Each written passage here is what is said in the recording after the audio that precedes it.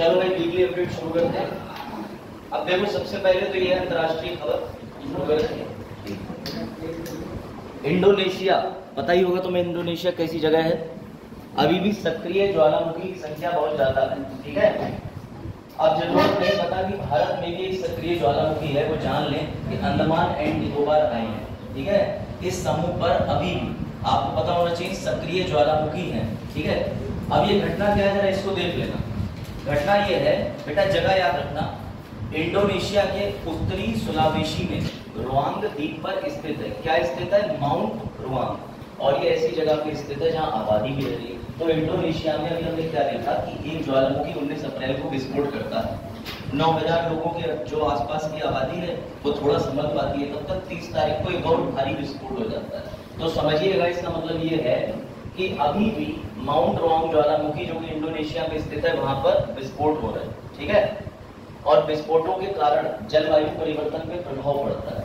वैसे हर बार मानव को दोष देते हैं कि मानव ने इतना प्रदूषण कर दिया कि स्वच्छ वायु स्वच्छ हवा नहीं आ पा रही, लेकिन ज्वालामुखी से निकलने वाली सबसे ज्यादा मात्रा में गैस है कार्बन डाइऑक्साइड। अब ये कार्बन डाइऑक्साइड जो है ये भारी मात्रा में निकलने के बाद एक मोटी परपटी बना लेती है, और छोटी मोटी नहीं 2 किलोमीटर तक की डेंसिटी वाली इसने भैया परपटी ऊपर तैयार कर ली। वही आप कह सकते हो एक लेयर।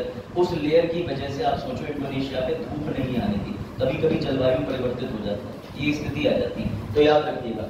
अच्छा, माउंट रुआंग के बारे में ये भी ध्यान रखिएगा कि 1808 से 1808 की बात मैं नहीं कर रहा हूँ, 1808 से यानी करीब करीब आप लगा लीजिए कि 200 साल से भी पुराना इसका इतिहास है। अब आते हैं वजह पे कि ऐसा होता क्यों है कि इंडोनेशिया में इतने ज्वालामुखी विस्फोट करते हैं। क्या लगता है क्यों होता होगा बताइए? दिखा रहा हूं आपको। ये तो इंफॉर्मेशन आपने नोट कर ली ना। भारत में अंडमान सागर में स्थित बैरन द्वीप भारत का एकमात्र सक्रिय ज्वालामुखी क्षेत्र है, ये ध्यान रखिएगा। चलो भाई अब वजह देखो। तो आप लोगों ने ये चीज देखी हो या पढ़ी जरूर होगी, पैसिफिक रिंग ऑफ फायर पढ़ी किसी ने? बेटा ये पैसिफिक रिंग ऑफ फायर का मतलब ये है कि इस क्षेत्र के अंदर जो कि 25,000 मील का है, और अगर देखो तो ऐसा लगता है, मुझे तो नहीं लग रहा कि घोड़े के नाल के आकार का हो। अब वो बिल्कुल परफेक्ट हॉर्स अलग आ जाता है, लेकिन इनका एक अंदाजा है। तो घोड़े की वैसे नाल है। तो इन्होंने ये कहा कि ये 25,000 मील का जो क्षेत्र है 75% सक्रिय ज्वालामुखी और 90% भूकंप यहीं पे आते हैं। अगर आप इसको थोड़ा ध्यान से देखोगे तो आप ये देखिएगा, ये पैसिफिक ओशियन के पास में इस तरीके से। अब यहाँ पर क्या वजह है कि जितनी भी प्लेटें हैं ज्यादातर यहाँ पर टकराती रहती हैं। तो इन प्लेट के टकराने की वजह से एक तो क्या होता है भाई, प्लेट जब टकराती है तो भूकंप आता है, और प्लेट जब भारी वाली जो होती है वो नीचे बैठ जाती है तो उसके ऊपर हल्की प्लेट होती है, लेकिन जब नीचे ये लोग बैठ रहे होते हैं तो घर्षण होता है, और 2 पत्थर रगड़ोगे, अभी रगड़ के देख लेना चिंगारी निकली। अब इसमें क्या होता है, नीचे लावा होता है, लावा के ऊपर तो ये वैसे ही फ्लोट करते हैं। अब उसके बाद में जब ये रगड़ खाने के बाद नीचे जो लावा जमा होता है वो सारा लावा बाहर आ जाता है। सर कैसे, तो ये नहीं देखिए, ठीक है, जरा ये चीज देखो। अब मान के चलो ये तुम्हारी जो प्लेट है ये सतह कॉन्टिनेंटल भूमि हो गया, बगल में ओशियन वाली यानी एक समुद्री प्लेट है। अब जो बच्चे नए हैं वो ये मत सोचिएगा कि प्लेट क्या होती है। असल में अभी आप जिस जमीन पर बैठे हुए हो, ये जमीन भी जिस पर टिकी है वो प्लेट है, ठीक है। और प्लेट का मतलब ये समझिए कि पेंजिया, ज्योग्राफी में आपने पढ़ा हो, पहले पूरी जो पृथ्वी है इसके ऊपर सिर्फ एक ही प्लेट थी, लेकिन टेम्परेचर प्रेशर के कारण वो प्लेट झटक गई, कोई इधर भाग गई। अब कहते हो तुम नॉर्थ अमेरिका, साउथ अमेरिका, और अपनी यूरेशिया वाले से प्लेट टकरा रही जाके, तो अपने लोग कह देते हैं कि भैया इंडिया में भी भूकंप की झटके महसूस होते हैं। तो ये याद रखना, ये सब प्लेटों के मूवमेंट के कारण होता है, टेक्टोनिक प्लेट के कारण। अब ध्यान रखिएगा, जब भी कोई भारी, जैसे ओशियन वाली जो प्लेट होती है वो भारी होती है, ये वाली हल्की होती है। अगर ये नीचे बैठेगी तो आपस में घर्षण करेगी, रगड़ेगी, और रगड़ने की वजह से क्या होता है, गर्माहट की वजह से जब वो पिघलती है तो लावा निकलता है, लावा नीचे जमा होता है, समय के साथ साथ वो लावा विस्फोट कर देता है, और इसी वजह से सुनामी भी आता है। सुनामी भी तब आती है जब समुद्र के अंदर ही ज्वालामुखी का विस्फोट हो जाता है। तो ये बात ध्यान रखिएगा। बाकी आपने डिटेल जरूर पढ़ा होगा, एक बार इसको पढ़ लीजिए, पढ़िए फिर आगे बढ़ते हैं, ताकि आपको याद रहे कि इंडोनेशिया में हो क्या रहा है। तो भैया प्लेटें रगड़ रही हैं, हो रहा पृथ्वी के अंदर जियोथर्मल एनर्जी होती है। वैसे मैंने आपको ईवीएस में ज्वालामुखी के ऊपर अच्छा बताया था कि पी वेव कौन कौन सी वेव्स होती हैं, कैसे बल लगता है, कैसे पिघलकर लावा में बदल जाते हैं। जब ये लावा ऊपर की तरफ दबाव बनाता है तो पहाड़ फट जाता है और ज्वालामुखी बन जाता है। विज्ञान की भाषा में पृथ्वी के अंदर टेक्टोनिक प्लेट के आपस में घर्षण के पैदा होने वाली एनर्जी से पत्थर पिघलने लगते हैं। फिर ये पिघले हुए पत्थर और गैस ऊपर की तरफ दबाव पैदा करते हैं, जिससे पहाड़ फट जाता है, ज्वालामुखी गिर जाता है। मेरी समझ से बहुत आसान लेता है क्योंकि एनसीईआरटी से लिया गया है।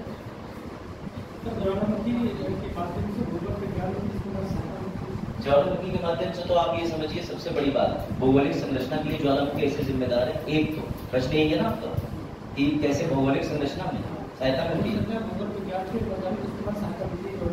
देखो सबसे पहले तो इसके दो कारण, साइंटिस्ट इतना नीचे जमीन में नहीं जा सकते कि मिनरल की खोज करें। तो कई बार क्या होता है कि नीचे से जब बकोट के ऊपर लगे फेंकता है तो उन्हें जानकारी मिलती है, वो तुरंत पहुंच जाते हैं, अरे अरे क्या निकला देखे जमीन के अंदर क्या है। दूसरा ये होता है एक जियोग्राफिकल सिचुएशन है, जब तक ज्वालामुखी विस्फोट नहीं होगा और इसका लावा नहीं सूखेगा, चट्टान नहीं बनेगी तो आपको सीधी पता है मृदा का निर्माण नहीं होगा। तो दोनों कारण है, खासकर इसके लिए साइंटिस्ट बड़े क्यूरियस होते हैं कि पृथ्वी के नीचे से क्या बाहर आया, जो उन्हें काफी डीप नहीं पता। वीडियो रुक गई, इतना बुरा पड़ा दिया, वीडियो बंद तो रही, उसमें अंधेरा कायम रहा, सम्राट किल्विस वाला मोबाइल। अब तुमने शक्तिमान नहीं देखा हो, तुमने चलो ये करा कर लो, इस पे देखो तुमकी खबर लिखाओ। तो आप समझ गए ज्वालामुखी के बारे में, और ज्वालामुखी के नीचे से जो भी लावा आता है साइंटिस्ट कूद के पहुंच जाते हैं, देखे क्योंकि भैया साइंटिस्ट ज्यादा नीचे जा ही नहीं पा रहे। अब तुम्हारे लिए प्रश्न है 2012 में किस देश में साइंटिस्टों ने कितने फीट गहरा गड्ढा खोदा था? वेरी गुड, एकदम परफेक्ट, क्योंकि इस पे डिस्कशन हुआ था कि सनी को याद रहा, वैसे भी याद है, ये सुनना तो चलिए। देखो अब लोग एक दुख की बात और हो गई, बेटा सोलोमन द्वीप है। अब तुम कहोगे ये सोलोमन द्वीप कहाँ है, तो भैया समझ लो पहले लो, ये देखो ये है ऑस्ट्रेलिया। अब तुम्हें अगर ज्यादा विकट तरीके से ऑस्ट्रेलिया देखना तो ऐसे देखो। अब तुम जरा बुद्धि लगा के अपनी प्रयोग करना, खुद बताओगे इसका उत्तर मुझे, ठीक है? चल जा अभी ना, कैसे चले, चलो ये है हमारा शत्रु, कोई दिक्कत? इसके संबंध किससे बढ़िया है? इस पाकिस्तान से। तभी तो ये यहाँ कहीं अस्काई चीन के क्षेत्र में भी बना रहा है। अभी हमने फिर सुना था कि भैया इन्होंने एक और दोबारा से विवाद खड़ा कर दिया, ठीक है? सक्षम वैली विवाद, मैंने आपको पढ़ाया था कि सक्षम क्षेत्र वाला, वो यहाँ के इंडिया के पास में सक्षम क्षेत्र है जो कि पाकिस्तान के अधीन नहीं है, बस पाकिस्तान के पास पड़ा हुआ था, हैक मारा उसने, वो भी चीन के ऊपर कह दिया कि तुम चाहो तो इस पे सड़क बनाओ, लीज पे ले लो। अब समझना हमारी पाकिस्तान से बनती नहीं है, ठीक? श्रीलंका में आर्थिक संकट वैसे ही चल रहा है, श्रीलंका से भी हमारी 19-20 बनी या बिगड़ी रहती है। बेस्ट फ्रेंड हमारा बांग्लादेश है।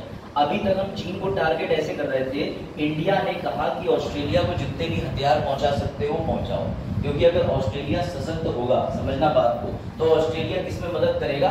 चीन को रोकने में। ये देखो ऐसे, ठीक है? अब ये तुम कहोगे अमेरिका इधर है तो इधर नहीं है, नक्शे को गोल करोगे तो अमेरिका कहीं यहाँ से आ जाएगा। अमेरिका भी ऑस्ट्रेलिया को हथियार और पनडुब्बी देने में सहायक था। अब सुनो, इसे कहते हैं बगल में छोरा शहर में ढिढोरा।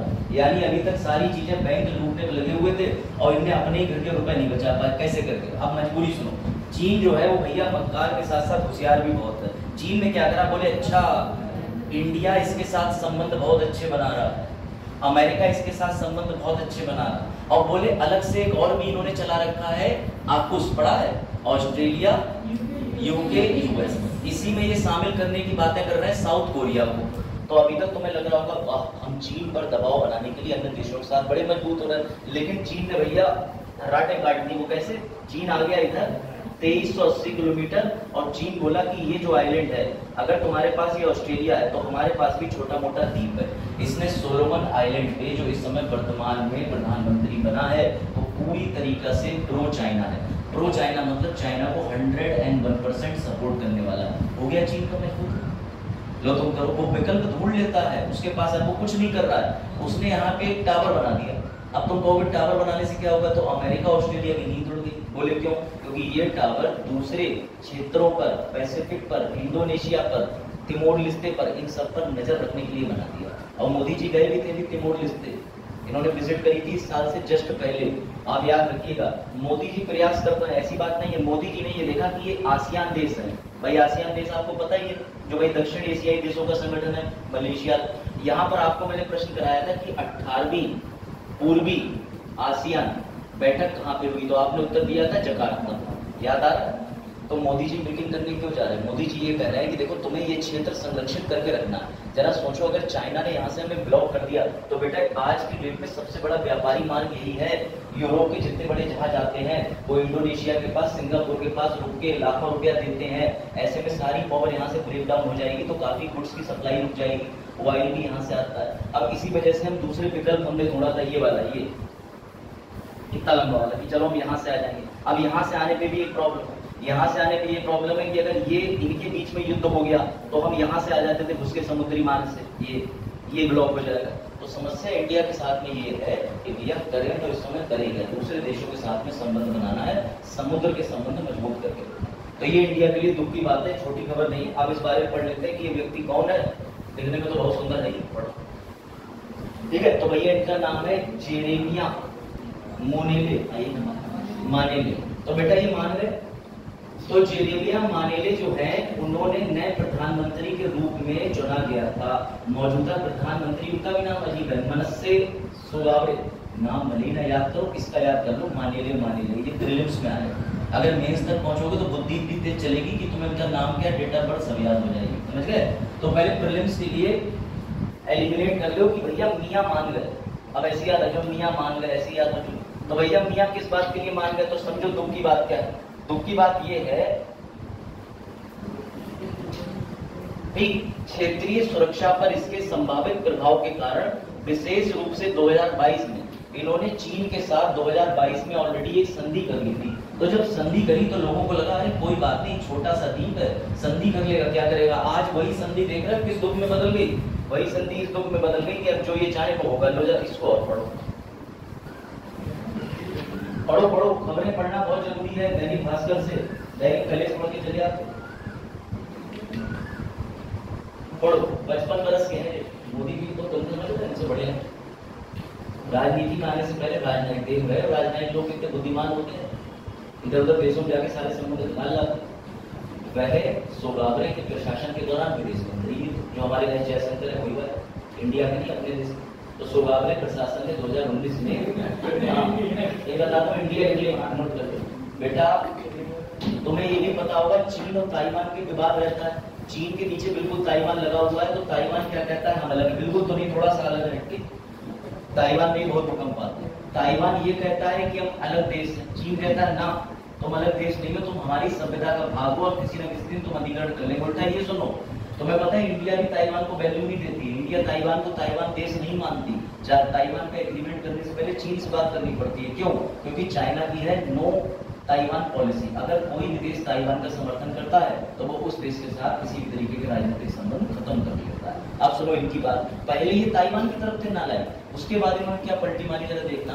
प्रशासन ने 2019 में ताइवान के साथ अपने संबंध तोड़ दिए और चीन के साथ क्या संबंध बना लिए, राजनीतिक। चीन लंबी सोच के चलता है कि 2024 में चुनाव इंडिया में दोबारा मोदी जी आ गए तो मोदी जी तो कहेंगे चीन को ही उड़ाते हैं इस बार।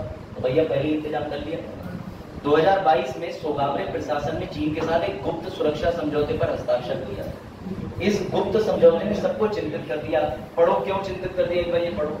एक चीनी नीति के तहत चीन उन देशों के साथ राजनीतिक संबंध स्थापित नहीं करता है जिन्होंने ताइवान को मान्यता नहीं दी है। अब रुको जरा ये पढ़ लो जो मैंने अभी बोला, ये लास्ट है, इसको एक बार पढ़ लो फिर आगे नहीं चलते हैं, क्योंकि तुम्हें पता तो रहे कि देश में संकट चल गया, जरा सा प्रधानमंत्री बनने से क्या मामला खराब होगा। और यह नहीं चढ़ना सकता। चीन में सबसे बड़ी टेलीकॉम कंपनी हुआई, हुआई जिसके मोबाइल हवा में हो गए, तुमने हुआई के देखे हुए HUWEI, बड़े फ्यूचरिस्टिक फोन होते थे, बड़े अच्छे कैमरे होते थे उसमें। हाँ अभी भी वो कंपनी चल रही है, इंडिया में ग्राहक नहीं है क्योंकि इंडिया में सब है छावनी वाले। तो बेटा याद रखना, अमेरिका उसके सहयोगियों को लगता है कि इन टावरों का इस्तेमाल चीन इस क्षेत्र में अमेरिका उसके सहयोगी देशों की निगरानी के लिए इस्तेमाल कर सकता है, जो कि सुरक्षा को खतरा पैदा कर सकता है। अब याद रहेगा। तो बेटा ये छोटे से जगह के जो प्रधानमंत्री जीते हैं ना, बड़े कांड कर दिए इन्हें, याद रखना। सोलोमन द्वीप समूह की राजधानी, ये मत भूलना बेटा, ये तुम्हारे वनडे एग्जाम वालों देख लो, होनियारा और मुद्रा सोलोमन द्वीप बिटाया, क्योंकि एडवांस से बेसिक तक सब पता होना चाहिए। अगर 10-5 एग्जाम टारगेट करते हो तो याद रखिएगा, राजधानी क्या है, होनियारा, मुद्रा है सोलोमन द्वीप डॉलर, और 1978 में इसे स्वतंत्रता मिली थी ब्रिटिशों के अधीन। ये नहीं था। अभी भी 52-53 देश ऐसे हैं जिनके अंदर कोई भी सेरेमनी होती है तो ब्रिटेन की ही आधिपत्य में है।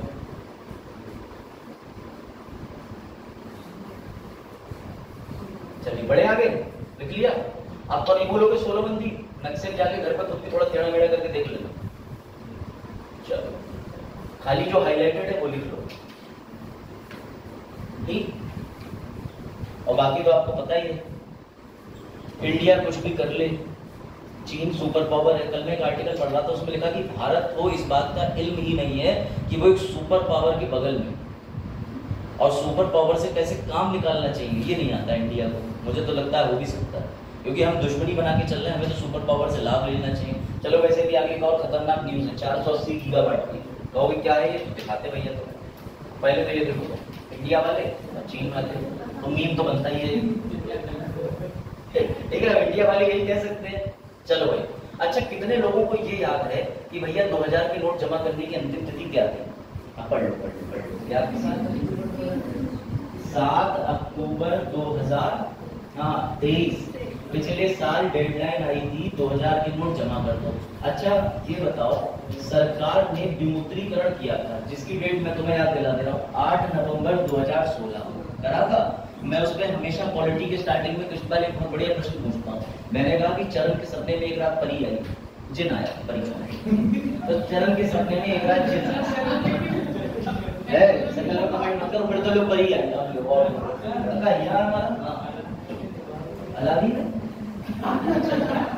अब सुनो ध्यान। तो भैया चरण के सपने में जो है वो जिन और परी दोनों। एक ने कहा भैया सुनो ध्यान से, एक ने ये कहा कि मैं तुम्हें बना दे रहा हूँ देश के अंदर प्राइम मिनिस्टर, और दूसरी भैया जिनी ने कहा अरे पागल होगा, पीएम बनने के बाद 5 साल सत्ता में रहोगे, एक समय के बाद रिटायर हो जाओगे, जो समझना। तो उसने ऑप्शन दिया कि मैं तुम्हें अनलिमिटेड पैसा दे देता हूँ, जितना तुम कहो, 1 लाख 2 लाख 3 लाख करोड़ रुपया। तो बताओ चरण को तुम पैसा दिलवाओगे कि तुम चरण को पीएम बनवाओगे? ये सब तुम्हें याद है, वेरी गुड। क्यों? क्योंकि बेटा अगर चरण पीएम बन गए, पावर आ जाएगी। सुनो, तो चरण टीवी पे आके कहेंगे भाइयों और बहनों, आज दिनांक 8 नवंबर 2016 से जो जिनने सारे पैसे दिए हैं वो सारे पैसे लीगल टेंडर के बतौर में कैंसिल करता हूँ। इसीलिए मैं भारत में हमेशा एग्जांपल देता हूँ, रूल ऑफ लॉ, विधि का शासन। तो तुम्हें जगह मिले बनने को तो भैया लेजिस्लेचर बनना, ना कि कौन बनेगा करोड़पति। ये एग्जाम्पल स्टार्टिंग में देता हूँ, तो याद रखिएगा। अब आरबीआई का दुख सुनो। आरबीआई ने ये कहा कि सर्कुलेशन में कमी आ रही थी, इनका स्टेटमेंट है। 2000 के नोट वापस क्यों लिए ये भी तो जानना होगा। इन्होंने कहा हमारे सर्कुलेशन में कमी आई। अब इसमें यूपीएससी और पीसीएस का सवाल बता दे रहा हूँ। यूपीएससी का बनेगा कि आरबीआई मुद्रा कौन से अधिनियम के तहत वापस लेता है। तो याद रखना, आरबीआई के पास 2 पॉलिसी है, एक होती है भैया मुद्रा नष्ट पॉलिसी, एक होता है क्लीन नोट पॉलिसी। अब तुम कहोगे नष्ट कौन सी है, तो नष्ट तुमने तब देखी जब मोदी जी आ गए थे, वो आरबीआई अधिनियम के अंदर ही लिखी है, कोई अलग से एक्ट नहीं है। और दूसरी मुद्रा ये होती है, दूसरी पॉलिसी होती है क्लीन नोट पॉलिसी, जिसमें हम नोट को लीगल टेंडर, विधिक करेंसी बना रहने देंगे, खत्म नहीं करेंगे, लेकिन सारी करेंसी वापस ले लेंगे। तो ये ध्यान रखना, मोदी जी ने 2000 के नोट के साथ, जरा ये पढ़ लो फिर और खबर देता हूँ। ये आरबीआई अधिनियम 1934 की धारा 27 में कहा गया कि कोई भी व्यक्ति किसी भी परिसर में जहाँ बैंक नोट रखे जाते हैं, संभाले जाते हैं, किसी भी बैंक नोट को गंदा नहीं करेगा। इसलिए आपसे रिक्वेस्ट करी जाती है कि नोट को काटे और पीटे ना। क्यों? धारा 27। विकृत नहीं करेगा, साइड से आप फाड़ के 2 टुकड़े कर दो, एक तेरा एक मेरा, समझ गए? तो ऐसा गलत है। इसके अलावा नष्ट नहीं करेगा। स्वच्छ नोट नीति का उद्देश्य चल रहे बैंक नोटों को। सर इसका फायदा क्या हुआ? बेटा इसका फायदा ये हुआ, ये पढ़ो, 8वां पॉइंट पढ़ो।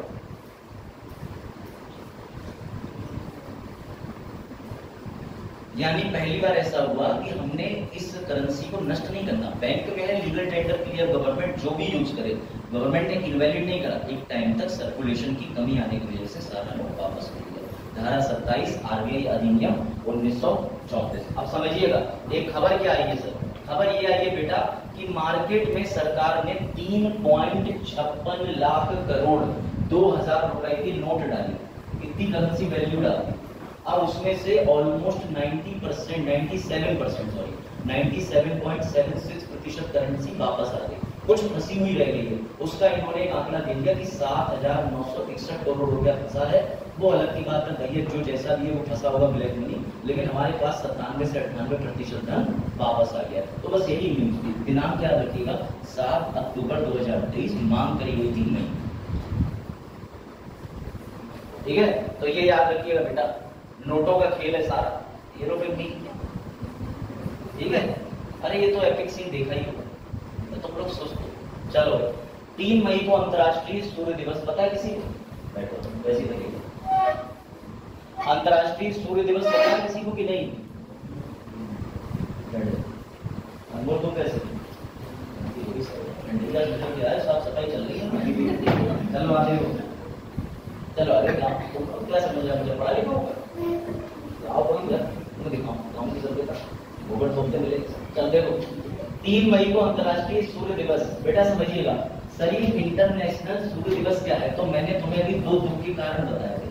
पहला तो अगर तुम्हारे घर सौर ऊर्जा टिमटिमा रही है तो दुख की बात यह है कि साइंटिस्टों का कहना है कि सूर्य की दक्षता, जो वहां से रोशनी आ रही है, उसी की रोशनी में कमी लाई जा रही है। तुम कहोगे क्यों सर, सूर्य में क्या वॉल्यूम का बटन माइनस में ले गया? नहीं, तुम ये जितने भी प्रकार के फैक्ट्री, मोटरसाइकिल, गाड़ी निकाल रहे हो, इससे एरोसोल के बादल बन रहे हैं, और वो बादल क्या करते हैं, सूर्य की सीधे आइसोलेशन, सौर विकिरण को आने से रोकते हैं। क्योंकि आपको बताया था मैंने, एल्बिडो इफेक्ट भी बताया था, उसकी वजह से जो आपके सोलर पैनल हैं, इस तक पर्याप्त मात्रा में सूर्य ऊर्जा नहीं पहुंच रही है। लेकिन अब एक और दुख की बात है, अब समस्या ये है कि अंतर्राष्ट्रीय सूर्य दिवस पर जागरूकता बढ़ाने के लिए प्रयास करा। सर दुख की बात क्या है?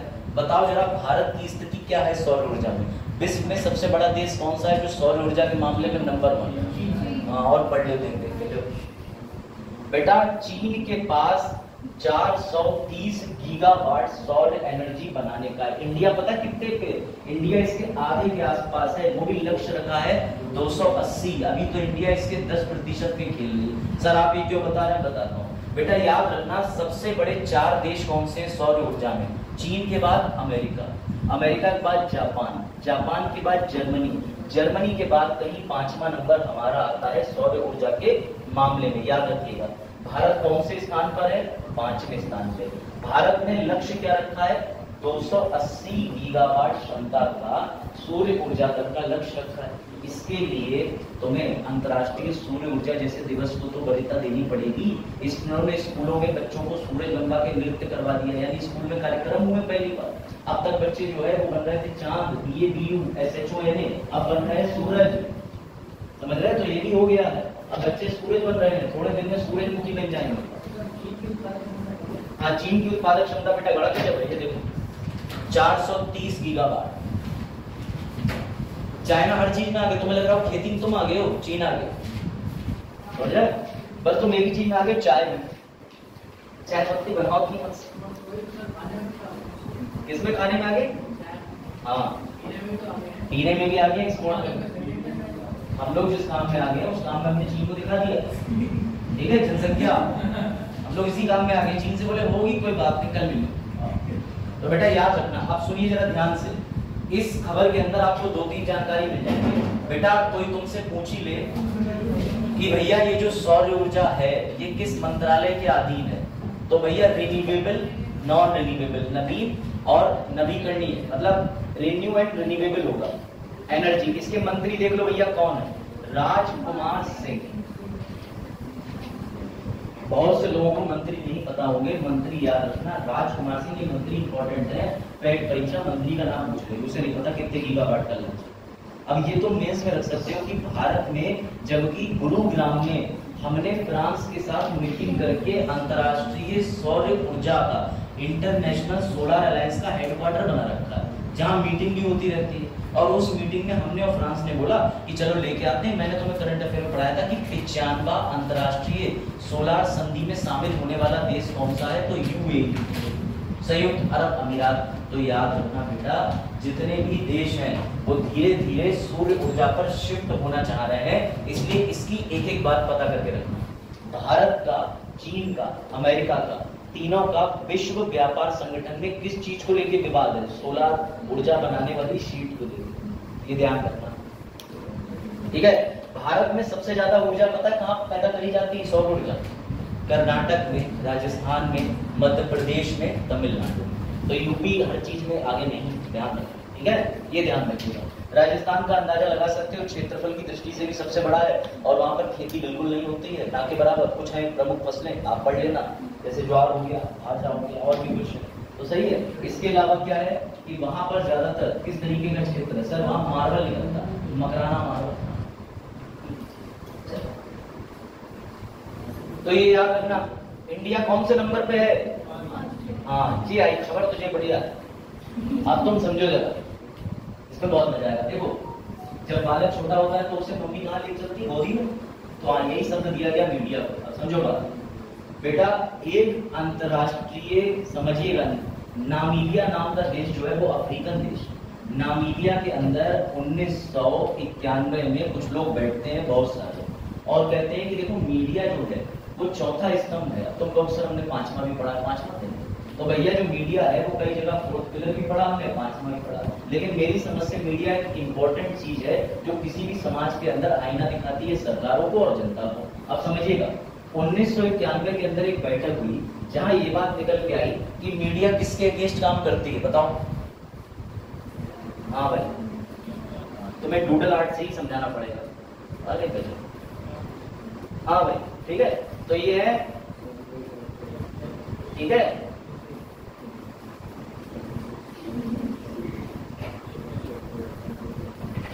ठीक है।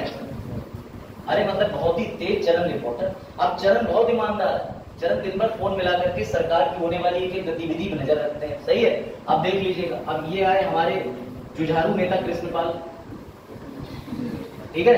अब कृष्णपाल जी बोले बहुत दिन हो गए, बहुत गलत गलत खबरें निकाल रहा है। जैसे पता चला चरण ने ये भी खबर निकाल दी, नेताजी गए बाहर वाली से मिलने, घर वाली को छोड़, ऐसी खबरें निकाल दी बाई चांस, समझो। अब वो इसलिए निकाल रहे हैं ताकि समाज को एक आईना दिखाया जा सके कि देखो तुमने जिसको चुना है वो व्यक्ति कैसा हो सकता है, आप समझिएगा। लेकिन तभी नेताजी जो है वो नेताजी भेज देते हैं आलोक, ठीक है, आलोक को बंका लेके, ठीक है। बोले भैया आलोक एक काम करो, ठीक है, बोले आलोक एक काम करो, ये जो जगह तेज चरण रिपोर्टर है इसको जरा जाकर के तुम सबक सिखा दो। अब ये गए, इनने कहा क्यों हुए पत्रकार, तो बड़ा निष्पक्ष और स्वतंत्र पत्रकार होता है, दबाव बना दिया। बेटा इससे तुम परेशानी समझो, इससे परेशानी ये है कि जो सत्ता में होता है वो इन पत्रकारों पर दबाव बना लेता है, ठीक है। अब ये पत्रकार खुद पे दबाव बनवाने पे आ गए। जैसे भारत की मीडिया क्या है, वो उसने अपने चलन को पूरी तरीके से चेंज कर दिया। अब एक दुख की बात पता है क्या है, अब अगर भारत का मीडिया चाहे भी तो भारत का मीडिया अपने ये जो इस तरीके की प्रवृत्ति है कि नेताओं की चाटुकारिता करता है, इससे उभर नहीं सकता। क्यों नहीं उभर सकता? क्योंकि भारत में मीडिया ने ट्रेंड पकड़ लिया कि जो नेता सत्ता में है उसके पास बने रहोगे तो ज्यादा अच्छे से बने रहोगे। इसी बातों को लेकर के 1991 में नामीबिया के अंदर एक सम्मेलन हुआ था। उस सम्मेलन में ये कहा था कि जितने भी प्रेस रिपोर्टर हैं बेटा उनकी स्वतंत्रता को लेके अंतर्राष्ट्रीय घोषणा कर देते हैं ताकि उनपे कोई दबाव ना बना सके। बात आई समझ में? तो प्रेस स्वतंत्रता का मतलब होता है कि जब पत्रकार पर किसी का दबाव नहीं है, खुल के अपनी न्यूज को पब्लिश कर दे, या हमने दबाव देगा। बेटा इसी से संबंधित जो घोषणा पत्र है उसका नाम है बिंड होक घोषणा। क्या नाम है? अब इसको समझिएगा, खिड़की पे हथौड़ा लेना, हॉक मार देना भैया, तो बिंड हॉक यानी विंडो तोड़ना, हर सीमा को तोड़ देना, बिंड हॉक घोषणा। कहां? अफ्रीका के नामीबिया में। तो बेटा इस घोषणा कब हुई? 1991 में। और ये छोटी छोटी कोई एजेंसी नहीं है, ये संयुक्त राष्ट्र की निगरानी में यानी पर्यवेक्षक का दर्जा मिल चुका है। मेरा ऐसा मानना है आने वाले समय में बात हुई चैनल मीडिया में ये बात होनी जैसे ट्रांसजेंडर का वर्ड है हिंदुस्तान में, चैनलों की कहने की डिमांड भी बहुत कम है। या आज देखो गाँव में होता कुछ लोग देखिए टीवी लोग ठीक है जब कोई काम नहीं करते भैया अपना लेके देखते नहीं होती। बिल्कुल सही मालूम है इसका कहने की समाज के अंदर इफेक्ट आ रहा है, गलती है। ये बात आज तक मेरा सफल नहीं है समाज। ये तो मैं भी मानता हूँ। हालांकि कुछ पत्रकारों ने मतलब अलग से लीगेसी तोड़ के अपना खुद का चैनल भी बनाया है, समझ रहे हो। एनडीटीवी के पत्रकार रवीश कुमार, अब उनके 1 करोड़ सब्सक्राइबर होने वाले हैं, 99 कुछ हो गए। मैं तो उन्हें भी सुन लेता हूँ, तो खाली बैठे से बढ़िया किसी चचा है ना, लेकिन वो ठीक बातें करते हैं, ऐसी बात नहीं। तो बेटा ये सुनो, अब सर आप ये खबर क्यों पढ़ा रहे हैं, तो इस खबर में तुम्हें 3 चीजें मिल रही हैं। इस खबर में 3 चीजें याद रखना, पहली खुद तारीख जो कि 3 ही मई है, और दूसरी विंडो घोषणा, और तीसरी भारत की नहीं। 2023 में 180 देशों पे एक संगठन है जिसका नाम है बॉर्डर, मतलब क्या कहते हैं, रिपोर्टर विदाउट बॉर्डर, यानी ऐसे पत्रकार जिनके लिए कोई सीमा तय नहीं करी गई है, जो बिना सीमा के स्वतंत्र रूप से किसी भी प्रकार की खबर छापने का दम रखते हैं। तो बेटा ये जो संगठन है, याद रखिएगा, ये संगठन पेरिस फ्रांस में इसका मुख्यालय है, और इस संगठन ने रिपोर्टर विदाउट बॉर्डर ने 2 खबरें छापी। 23 में क्या थी रैंकिंग, भारत की 161, जो कि अच्छी न खराब, जैसी थी वैसी थी। इस बार कितनी आई है, 180 देशों में से 159। तो बेटा ये 159 में भी एक दुख है, इंडिया की जो रैंकिंग मिलती है, जैसे पहले 35 स्कोर था, वो अब गिर के 33 हुआ है, लेकिन कम देशों का स्कोर काफी का घटा है। तो ये, और इस अंतर्राष्ट्रीय खबर के अंदर पता है क्या शब्द लिखे हुए, गोदी मीडिया। इन्होंने खबर में लिखा है कि भारत की स्वतंत्रता जो है वो किसी एक जो कि सत्ता में है उस विपक्ष के पार्टी की सारी बातें दबा देती है और सत्ताधारी पार्टियों के लिए काम करती है, और भारत में लोगों का स्वतंत्रता यानी प्रेस को लेकर के दृष्टिकोण बिल्कुल खत्म हो चुका है, बर्बाद हो चुका है, और इन्हें गोदी मीडिया कैसे संबोधित किया जाता है, ये इस रिपोर्ट में। इसके लिए कहना कि हम लोग जिम्मेदार हैं। हाँ, हम लोग तो जिम्मेदार हैं, क्योंकि हम लोग ब्लाइंडली हर चीज पे ट्रस्ट कर लेते हैं बिना शोध या रिसर्च कर। अधिक व्यूअर्स चाहते हैं कि बोलो काम करा कि तो हम हिंदू मुस्लिम लगे रहते हैं, दिन का वो आ रहा है चैनल पे, वो देखते रहते हैं, वही देखते हैं। उनका काम नहीं रहा, उनका बिजनेस चल रहा है। अरे आप लोगों ने टीआरपी स्कैम नहीं पकड़ा था अर्नब गोस्वामी का? अर्नब गोस्वामी जी के चैनल पे ये लगा था कि वो घर में ऐसा होता है, रैंडमली दिल्ली के कुछ मकान होते हैं, उनके अंदर सेटअप बॉक्स के अंदर वो फिट कर दिया जाता है टीआरपी डिब्बा। हो सकता है आपके घर भी फिट हो, आपको ना पता हो। वो टीआरपी बॉक्स ऐसा होता है, आप जो चैनल ज्यादा देखेंगे तो उस चैनल की रीडिंग जाती है ऊपर। तो दिल्ली में कई सारे मकानों में फिट था, लेकिन इनको जानबूझ के पता चल गया था गोस्वामी जी को कि किन किन मकानों में ये बॉक्स फिट है। इन्होंने वो मकान फिट वाले मकान में जाते थे, कुछ पैसा देते थे, और पूरे दिन वही चैनल चल रहा है। नेशन वॉन्ट्स टू नो, जानना चाहता भारत ड्रग्स को, मतलब जो भी करके बताइए। ठीक है, तो ये याद रखिएगा, वास्तव में जितना स्तर मीडिया का गिर गया है उतना स्तर बेटा कभी नहीं गिरा था। ये ध्यान रखना। ये संगठन का नाम है रिपोर्टर विदाउट बॉर्डर। ये कहाँ की है, पेरिस, इसका हेडक्वार्टर वही फ्रांस। तो ये मत भूलिएगा, ठीक है। कब बनी थी, 1985 का संगठन है, यानी कि ये 1991 के विंडहोक घोषणा से पहले का संगठन। चलो हाँ, ये बढ़िया है। 3 मई को तुम में से कितने लोगों ने बैले डांस देखा या सीखा? अब तुम कहोगे सर देखा है, बहुत अच्छे से देखा है, पर सीखा नहीं है। हाँ, जहां तुमने देखा है वहां भी चल रहे हैं, रुक जाओ। तो बेटा याद रखिएगा, एक व्यक्ति था, उसका नाम था जीन जॉर्जेस नोबेल।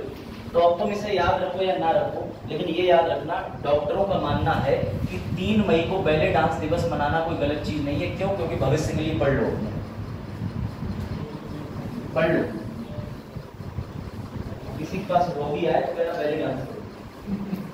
बूढ़े लोगों को ऑस्टियोपोरोसिस की रोकथाम के लिए अच्छा व्यायाम। इसकी कई चालों में आइसोलेशन का प्रयोग शामिल होता है, जो धड़ से लचीलेपन में सुधार होता है। फिलहाल एक तरीके का ये कह सकते हो तो ये व्यायाम ही है, ठीक है, कह सकते हो डांस फॉर्म को। डांस वैसे भी नृत्य क्या ही होता है, वैसे तो आर्ट एंड कल्चर में नृत्य का विशेष महत्व है। आप समझिएगा बेटा, इसकी खोज कहाँ हुई थी? मिस्र में, मिस्र इजिप्ट में। माना जाता है कि इजिप्ट के अंदर इसको कहते थे रक्स सर्की, ठीक है।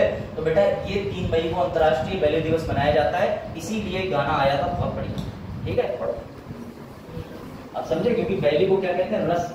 तो हर गाने की ओरिजिन में कुछ ना कुछ पुरातात्विक पढ़ाई डिपेंड रहती है, तो अपनी भूलोगे। मीडिया वाले मतलब मूवीज वाले भी रिसर्च कर लेते हैं, समझ यार। चलो भाई, इसमें और कुछ खास नहीं है, ये आ जाओ। ईवीएम मशीन पर तो जितनी बात करें कम है। सुप्रीम कोर्ट ने ये मानने से मना कर दिया कि ईवीएम टेम्पर हैक हो जा सकती है। मामला अभी भी पेंडिंग है। लास्ट में हमने पढ़ा, उसने एक नई चीज सुझाई थी, मैंने बताया कि एक तो ओपन सोर्स बता दो कि इसका सोर्स कोड क्या है। तो उन्होंने कहा ईवीएम वालों नहीं बताएंगे, हैक होने का खतरा है। बोले कोई बात नहीं, एक काम तो कर लो, जो इसका SLU यूनिट होता है, जिसमें वो स्लिप निकल के आती है, उस यूनिट की गणना कर लो। बोले संभव नहीं है। 18वीं लोकसभा के चुनाव में इतने प्रतिशत वोटर हैं, अगर उसमें से 50% भी वोट डालने को गए तो 4 जून 2025 तक नतीजे दे पाएंगे। तो कहा गया आप क्या करना चाहते हो? बोले हम कुछ नहीं करना चाहते हैं। तो भैया ईवीएम अभी वैसी है वैसे ही चलेगी, हालांकि अभी फाइनल वर्डिक्ट नहीं है। अब उन्होंने प्रोसेसिंग यूनिट के ऊपर ये कहा है कि ये नियम जब भी किसी मशीन से वोट पड़ता है तो 45 दिन तक उसकी पर्ची का रिकॉर्ड रखेंगे। और ये भी सुप्रीम कोर्ट ने मांग करी कि उसका 5% दिमाग में झांक लेने दो, यानी पूरी मशीन का डेटा मत डिलीट करो, 5% का डेटा बचा के रखो, तो अब देखो इन्होंने अपनी तरफ से एक ही बात कही है कि हमारे जो इंजीनियर्स हैं वो इस प्रयास को कर सकते हैं कि 5% मेमोरी को बचा लें, 45 दिन कागज बचा लें, लेकिन गणना करना संभव नहीं है। हालांकि सुप्रीम कोर्ट ने ये भी कहा कि ऐसी मशीन क्यों नहीं बना लेते जो पर्चियों की भी गिनती करे, जब पर्ची निकल के फट से मिल रही है। अब उन्हें कौन समझाए, हर चीज की गिनती करेंगे तो सरकार कभी नहीं बनता। चलो बेटा, ये भी हम पढ़ चुके हैं। हम लोगों ने पढ़ा था स्मार्ट मिसाइल, सुपरसोनिक है ना, सुपरसोनिक मिसाइल जो थी उसके बारे में हम लोगों ने पढ़ा था। इसकी एक बार फुल फॉर्म देख लो, supersonic missile assisted release of torpedo. तो मैंने बताया था ये दो चीजों के लिए समुद्र के अंदर नौसेना पे लगाई जाएगी। एंटी सबमरीन मिसाइल है, इसकी मारक क्षमता है 643 किलोमीटर जल, यानी कि जैसे मान के चलो क्या करेगी, ये मार सकती है ग्राउंड से हवा। अब कोई शिप है उसके ऊपर लगाएंगे तो भैया ग्राउंड से ग्राउंड भी मारेगी और ग्राउंड से ऊपर भी मार देगी, तो दोनों तरीके के काम करेंगे। खासकर सबमरीन को डैमेज करने के लिए बनाया गया है। ये बहुत ही हल्के वजन की है, लेकिन याद रखिएगा ये भी हमने इजराइल की टेक्नोलॉजी अपने यहाँ रिवर्स करी है। हमें भारत को इस तरीके की और मिसाइलें बनाने की जरूरत है, स्मार्ट वगैरह की बना, क्योंकि हमारे पास ऑलरेडी जो है नौसेना के संबंध में मिसाइलों की एक टुकड़ी है, मतलब है 34 अलग से हमारे पास में मिसाइल रेंजेस है। अब इसका ये बढ़िया मुद्दा है, 643 किलोमीटर और चलो इसके बारे में आप देखो भाई, खालिस्तान का गधा, सॉरी खालिस्तान का एक गधा, अरे यार पता ही नहीं मुझसे गधा ही निकल रहा, सॉरी। तो खालिस्तान का एक नेता है गुरपवंत सिंह कन्नू, जो भी यही नाम कन्नू जो भी, तो समझो। तो भैया ये क्या करते हैं, DOM-KE भाई, ये करते हैं कि ये विदेश में रह करके भारत के खिलाफ खालिस्तान का मोर्चा संभाले कि बन जाओ खालिस्तान दे विच मांग करो। अरे खालिस्तान की मांग काय करे, राहुल गांधी बेचारे जो है वोट की मांग नहीं कर पा रहा है, तुम खालिस्तान की मांग कर ले रहे हो इंडिया के अंदर, इन्हें तो पहले मिल लेना चाहिए कम से कम। तो समझो ध्यान से, हुआ ये कि इनके ऊपर आरोप लगाए हैं अमेरिका जैसे बड़े देश ने। उसका एक पत्रकार है अमेरिका का समाचार पत्र द वॉशिंगटन पोस्ट, उसने क्या लिख दिया, और हमारे लिए तो गर्व की बात है, मैं तो बड़ा खुश हूँ। बोले भारत की जांच एजेंसी, खुफिया जांच agency, research and analysis wing, जैसे तुम प्यार से रॉ कहते हो, टाइगर जिंदा है वाली बकवास नहीं कि वो कैटरीना संग कोलैबोरेशन कर ले रहे हैं, टिकटॉक वीडियो नहीं है कि पता चला आ जाओ कैटरीना आईएएस मिलके कर ले, तो कौड़ी का आईएएस हमारे बराबर टक्कर ले लेगा। तो समझो जरा बेटा, भारत की जो एजेंसी है रॉ, उस पर आरोप लगाए हैं कि उसके एक जमाने में जो डायरेक्टर रहे थे सामंत गोयल, उन्होंने एक मिशन दिया। उस मिशन के तहत एक व्यक्ति को इन्होंने बताया है कि वो आया, उसने अमेरिका में विजिट करा, विजिट करने के बाद इनकी हत्या की साजिश रचा, जिसको नाकाम अंजाम दे दिया गया। तो ये आरोप लगाए गए जिसका इंडिया ने खंडन करा। इंडिया बेवकूफ थोड़ी जो कह देंगे, या तो जो मर गया होता तो भी हम ले लेते है, नहीं तो भी ले लेते, तो मैं ही कह देता हाँ भैया भर्ती करी थी स्पेशल बिना पेमेंट, ठीक है। तो याद रखिएगा ये आंदोलन जो कर रहे हैं, तो विदेश मंत्रालय की इंडिया ने डिनाई करा। इसमें अच्छी खबर ये आती है कि रॉ की एक नाकामी रही है, जो मैं तुम्हें बता दे रहा हूँ। 1962 में चीन ने हम पे अटैक करा था, उस समय हमारी रिसर्च एंड एनालिसिस भी फेल हो गई, वो हमें चीन के होने वाले हमले से आगाह नहीं कर पाई थी। आज हाँ कहाँ से इनके पास लॉजिक भी है, मैंने भी पढ़ा। लेकिन बेटा रॉ के ऊपर एक ही इल्जाम लगता है कि 1962 में तो कैसे हो गया, और फिलहाल इसने 1965 में भी अच्छे से नहीं बता पाई थी, तो इसमें दो आरोप लगते हैं बेसिकली। लेकिन याद रखिएगा इसके इस समय विंग डायरेक्टर कौन है, रवीश सिन्हा, और इसमें IPS ही पहुंचता है, ठीक है, क्योंकि भैया ये काम ही ऐसे होते हैं। अब तुम इसमें अजीब डोभाल मत ले आना, वो नेशनल सिक्योरिटी एडवाइजर है 6 नंबर के, 5 में से दोबारा बन गए। अब कह सकते हो कि 5 में ही है, उनका टर्म बढ़ा दिया। अजीब दिवाली है, वो तो गजब बात है, वो भी पाकिस्तान गए, पता है आपको? हाँ वो माहिर ये तो बस है। लेकिन पाकिस्तान जाने के बाद तुम कहते हो कि ये क्या करते होंगे, तो बेटा मजबूरी करना पड़ता है, नमाज से लेकर सारी चीजें करनी पड़ती हैं, और सर्कमसिशन भी करवाना पड़ता है, समझते हो? सर्कमसिशन का मतलब मेल न्यूट्रल जेनिटल एंगल्स के पार्ट को कट कराना पड़ता है। बड़े तुम लोग समझो बात को। तो भाई वो तो रिसर्च ऑपरेशन है। अगर मान के चलो मुझे ब्रिटेन में भेज दोगे तो वहाँ PIG चलता है, फिर अब पता चला हम कह रहे पंडित जी हम तो कह रहे हैं प्याज भी देखे है ना, जिस दिन तुमने रिसर्च ऑपरेशन की कसम खा ली उस दिन देश की इंटीग्रिटी पहले खाओ फिर आराम से मजे से, और ब्रिटेन वाले की भी तू भी खा ले और एक पीस और। तो बेटा याद रखना, रिसर्च ऑपरेशन परफॉर्म करने के समय विश्वास दिलाने के लिए इनको अपनी पर्सनैलिटी में बहुत बड़े चेंजेस लाने हैं।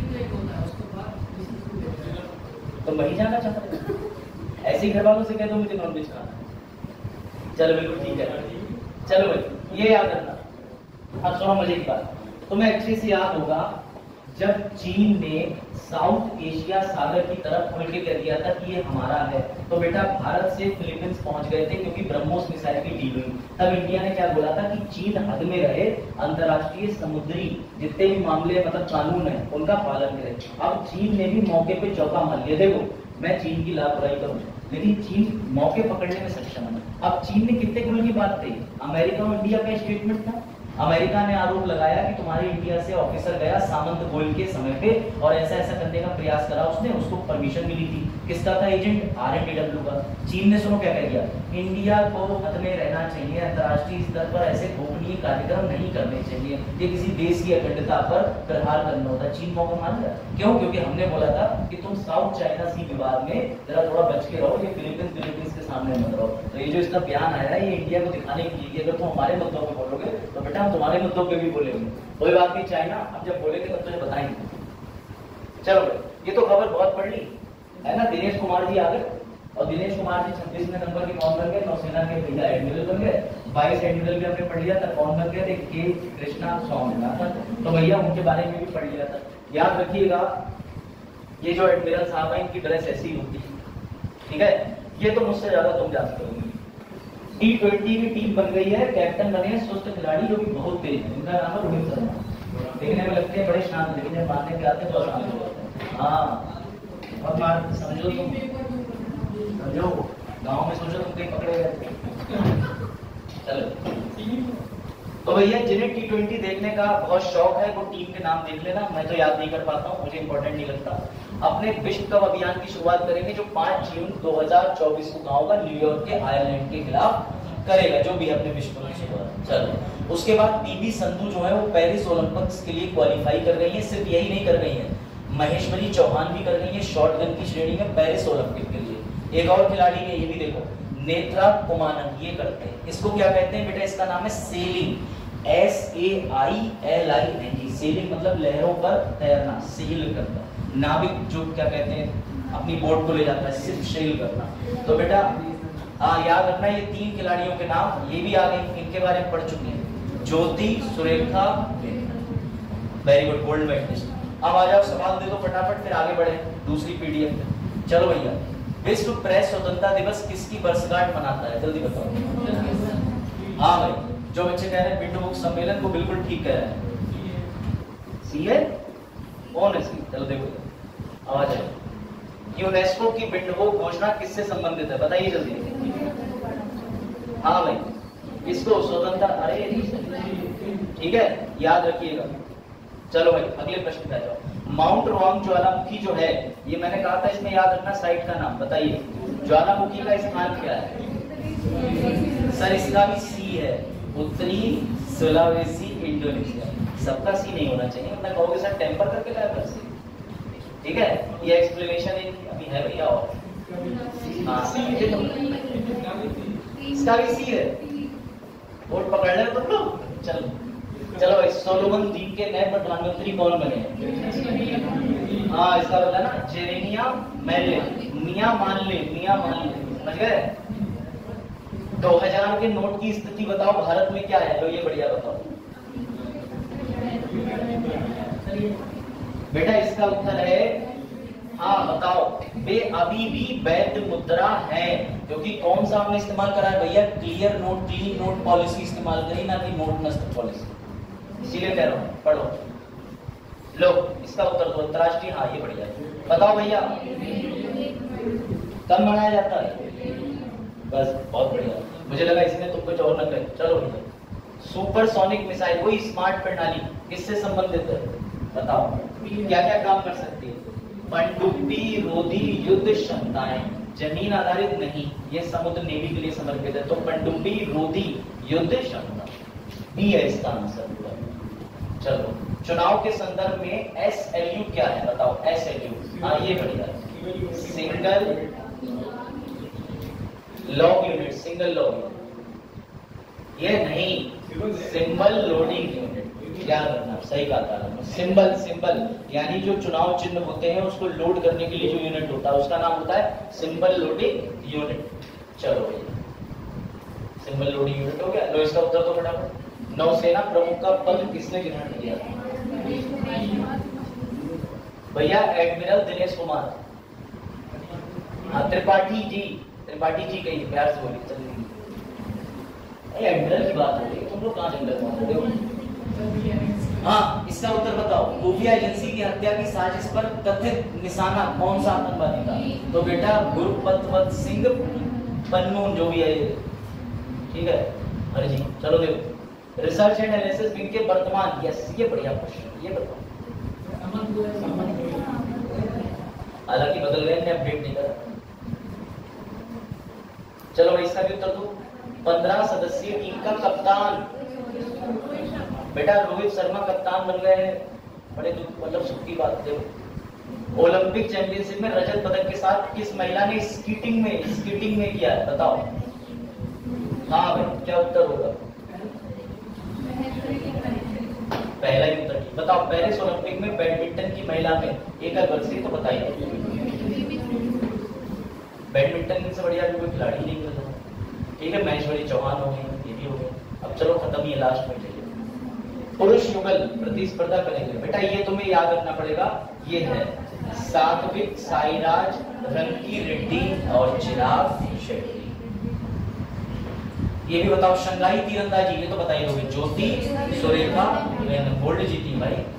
हाइरेस फ्रांस में नौकायान में पेरिस ओलंपिक कोटा, बेटा नौका से जो इधर थे नेत्रा कुमार है। थोड़ा प्रश्न कट गया, तब नहीं हो रहा। हाँ बैले का पिता किसे कहा जाता है? बैले डांस का पिता। ये भी याद कर लिया जो किसी काम का प्रश्न। बहुत बढ़िया चल रहा है। चलो ये तो पीडीएफ से, ठीक है। चलिए अब दूसरी खास पीडीएफ में आ जाते हैं। खास पीडीएफ, ठीक है। हाँ भाई इसी में आपको और भी अपडेटेड मटेरियल मिल जाएगा। चलो भैया, हाँ इसका उत्तर दो। अब समझना जरा भैया, ये व्हीटली गोल्ड जो पुरस्कार है बच्चों, इसको कहते हैं ग्रीन ऑस्कर। क्या कहते हैं? क्या कहते हैं? शाबाश बेटा, इसका उत्तर बताइए। डॉक्टर पूर्णिमा देवी बर्मन। अब देखो ये रहने वाली कहाँ की है? असम की। किसका संरक्षण इन्होंने करा है? ठीक है, तो ट्रिक चाहो तो याद रख लो। वैसे तुम्हारा कोई ट्रिक का नहीं है कि भैया पूर्णमासी की रात में आसमान से देख के सारस चमका, तो कुछ भी कह सकते हो। ठीक है, तो भैया पूर्णमासी को पता है ना कि बहुत रोशनी होती है, नहीं तुम उसका उल्टा कर दो। ठीक है, पूर्णमासी की अमावस्या कर दो, उस दिन अंधेरा होता है। तो पूर्णमासी की रात में आसमान में सारस चमका, याद रखना। ठीक है, इसका उत्तर क्या है बेटा? डॉक्टर पूर्णिमा देवी बर्मन। ये देखो याद रख लेना। ठीक है, याद रखिएगा इन्हें कौन सा पुरस्कार मिला है? व्हाइटली गोल्ड अवार्ड। ये शुरू कब से हुआ था? तो बेटा ये अवार्ड शुरू हुआ था 1993 से। इसे ग्रीन ऑस्कर बोला जाता है। देता कौन है? ब्रिटेन। सोना नहीं साक्षी, क्या नाम है? सोना नहीं, आवाज आ गई तुम्हारे में। और इंटरेस्टिंग बना लेते हैं टिप के साथ, ध्यान देना। लिख लिया? लिखो, जो बालक बैठे हैं वो लिखो। लिख लिया? फोटो मत खींच लेना बेटा। इनने कौन सा आंदोलन चलाया? Stock sister. स्टॉक सिस्टर, ये आ जाएगा आंदोलन का नाम, स्टॉक सिस्टर। फिर कहोगे स्टॉक सिस्टर, पता नहीं कौन सा आंदोलन लगा। सिस्टरों को स्टॉक में रखना, ऐसा नहीं है। कोई कॉन्वेंट स्कूल में पढ़ा या कॉन्वेंट में? कॉन्वेंट में पढ़े हो? भाई बेइज्जती नहीं कर रहा हूँ, मेरी गरीबी नहीं खाते। मैं पढ़ा हूँ कॉन्वेंट। वहां पे सिस्टर और फादर होते हैं। आपको पता है क्या? पूरे कॉलेज के जो प्रबंधक होते हैं उनको बच्चे कहते हैं कि वो ईसाई परंपरा में चलते हैं। अब फादर का कोई ऐसा परंपरा नहीं होता। मेरे स्कूल का नाम था सेंट अलाइशियस कॉलेज। ठीक है, तो सेंट अलाइशियस कॉलेज के अंदर जो नन होती थी उन्हें हम सिस्टर कहते थे। अब जो फादर थे, अब कई बार ऐसा होता था जब छोटे थे 5th क्लास में तो हम फादर कह लेते थे, जब बड़े हुए तो समझ में आया बाप कैसे कह रहे, पापा करके। तो एक दिन सिस्टर ने डायरी में लिख दिया कि जाओ भैया इस पे साइन करा के आओ फादर के। हमने कहा नहीं जाएंगे। बोली गो टू फादर। हमने तुम्हारे फादर होंगे, हमारे फादर नहीं है, 7th क्लास की बात। बोली आई विल रस्टिकेट यू। हमने कर दो, तुम्हारे पापा होंगे, हमारे पापा नहीं है। और यह उन्हें फिर समझाया। फिर हमारे पापा आए। अब उन्होंने सोचा इनके पापा समझदार हैं, जी बच्चे को समझा लेंगे। पापा क्या करें? गलत तो है, मैं भी तो बाप हूं, मैं भी तो फादर हूं। ऐसा ज्यादा हो गया इसका। तो खैर इससे मुझे समझ आया कि बच्चे को कुछ और करना चाहिए। पापा हमेशा, तो फिर मैं हमेशा कहता था, उनका नाम लेके कहता था, उनका नाम क्या चलेगा। ठीक है, उनका रॉड्रिक्स करके सरनेम रहता है। हाँ चलेगा। अब तो बदल गए ना, आप दूसरे नहीं। अरे नहीं, क्या करें। और एक मैम थी अल्फोंसा मैम और लूसी मैम, वो यही रहती थी बात में, दे वर टोटली साउथ इंडियन। तो साउथ इंडियन का मतलब ये है कि वो अच्छा वहाँ क्या चीज, हाँ नहीं लूसी मूवी नहीं, मैम की बात कर रही है। तो वो मारती बहुत थी बच्चों को, तो जब वो बच्चों को मारती थी तो बच्चे जो है वो हिंदी में शुद्ध साहित्य बकते थे। अब वो केरला की थी, उन्हें पता नहीं होता था, बड़े मजे आते थे। और बच्चे इतने नालायक होते थे, खचरा होते कि सीबीएसई बोर्ड के जहाँ कॉन्वेंट हो, वो वहाँ सुबह मॉर्निंग में गुड मॉर्निंग की जगह गर्दन हिला करके उल्टे सीधे शब्द बक देते हैं। अब सिस्टर को क्या पता चल रहा है, हाँ good morning, very good child, very good child, हंस रहे हैं चार, ऐसा बहुत होता था। अरे बहुत मजा आता था। हाँ चलो, तो मैं क्या लग रहा है तुम्हारी पीछे कमेंट समझ नहीं पाता, मुंह चलाकर समझ में आ जाता कौन सा वर्ड बोल रहे हो, आएगा समझ में, देखो इधर। और फिर बैक बेंचर तो था ही, हाँ बस तुम्हारी तरह नहीं था, बैक पे पीछे बैठता था भैया, पढ़ता था मैं, आओ देखो इधर। तो ये नहीं मैडम, ठीक है, याद रखिएगा, डॉक्टर पूर्णिमा वर्मन द्वारा, ठीक है। अब ये याद रखिएगा, सही बात, ये तो बात सही। मैडम भी कहाँ थी, 4 तो पुरुष टीचर थे, एक ही फीमेल थी, और वो भी थी सिटी में 55 साल की। नहीं तो कोई बात नहीं, आगे आगामी क्लासों में अच्छे शिक्षक मिले हैं। देखो अब भैया बताओ, प्रेस की स्वतंत्रता 2024 में मनाई जाती है, उसकी थीम बता दो। अच्छा, पर्यावरण चुनाव को लेकर सक्रिय नहीं है, लेकिन पर्यावरण को लेकर बड़ा सक्रिय, अब तुम पकड़ जाओगे। जिस थीम में पर्यावरण की बात हो रही है वही बेटा, इसको कौन जारी करता है, तो सर रिपोर्टर विदाउट बॉर्डर, जो अभी आपने बताया था कि संस्था बनी थी 1985 के अंदर, कहाँ, पेरिस न्यूयॉर्क में, जिसका ऑफिस है, ठीक है बेटा। याद रखना, इसकी 2024 की थीम है journalism in the face of environmental crisis, ये याद रखना। प्रेस फॉर द प्लेनेट, यानी किसके लिए मीडिया है, ग्रह के लिए। और ये लो, ये लिख लो, यहाँ पे लिखिए टेंशन नॉट, ये लो ये, ठीक है। प्रेस स्वतंत्रता दिवस 3 मई, चलो दोबारा रिवाइज करवा दो। 2023 में 180 देशों में से भारत की रैंकिंग कितनी थी, 161। 2024 में कितनी है, 159। ये मत भूलना, ये रैंकिंग आनी ही आनी है, चाहे कोई रैंकिंग ना आए। हाँ 180 देशों में। तो बेटा याद रखना, 2024 की थीम भी लिख लो और 2023 की लिख लो। लेकिन था बढ़िया सिस्टम, इंग्लिश ही में बात करते थे, बोलो तो हमें अपनी बात करने के लिए उनसे इंग्लिश बोलनी पड़ती, फिर वो हिंदी सीखे, तब लड़कों को जाकर के हिंदी साहित्य का कम प्रयोग करना पड़ा, उन्हें हिंदी सीखनी पड़ी, सोच यार। और वो भी किससे सीखी होगी, जिससे उन्होंने कहा वो ये पढ़ लिख के लाई होगी सिस्टर, ये देखो ये सुबह बोला गया, इसका मतलब बताओ क्या बीती होगी हिंदी में। हाँ हाँ, लेकिन हाँ ये भी बात सही कह रहे हो, लेकिन मजा बहुत आता था जब हमारे, सोचो केरला के जो टीचर जिन्हें हिंदी ना आती है और उन्होंने गोदान पढ़ाई थी मुंशी प्रेमचंद की, इतनी दुख भरी चीज है उसमें, पूरा एक दुख टाइप का दिखाया इसने, उन्होंने वो ऐसे पढ़ा के गायब कर दी थी गोदान। हमें लगा था मुंशी प्रेमचंद ने कितनी बाहियात चीज लिखी है, पढ़ा होता था।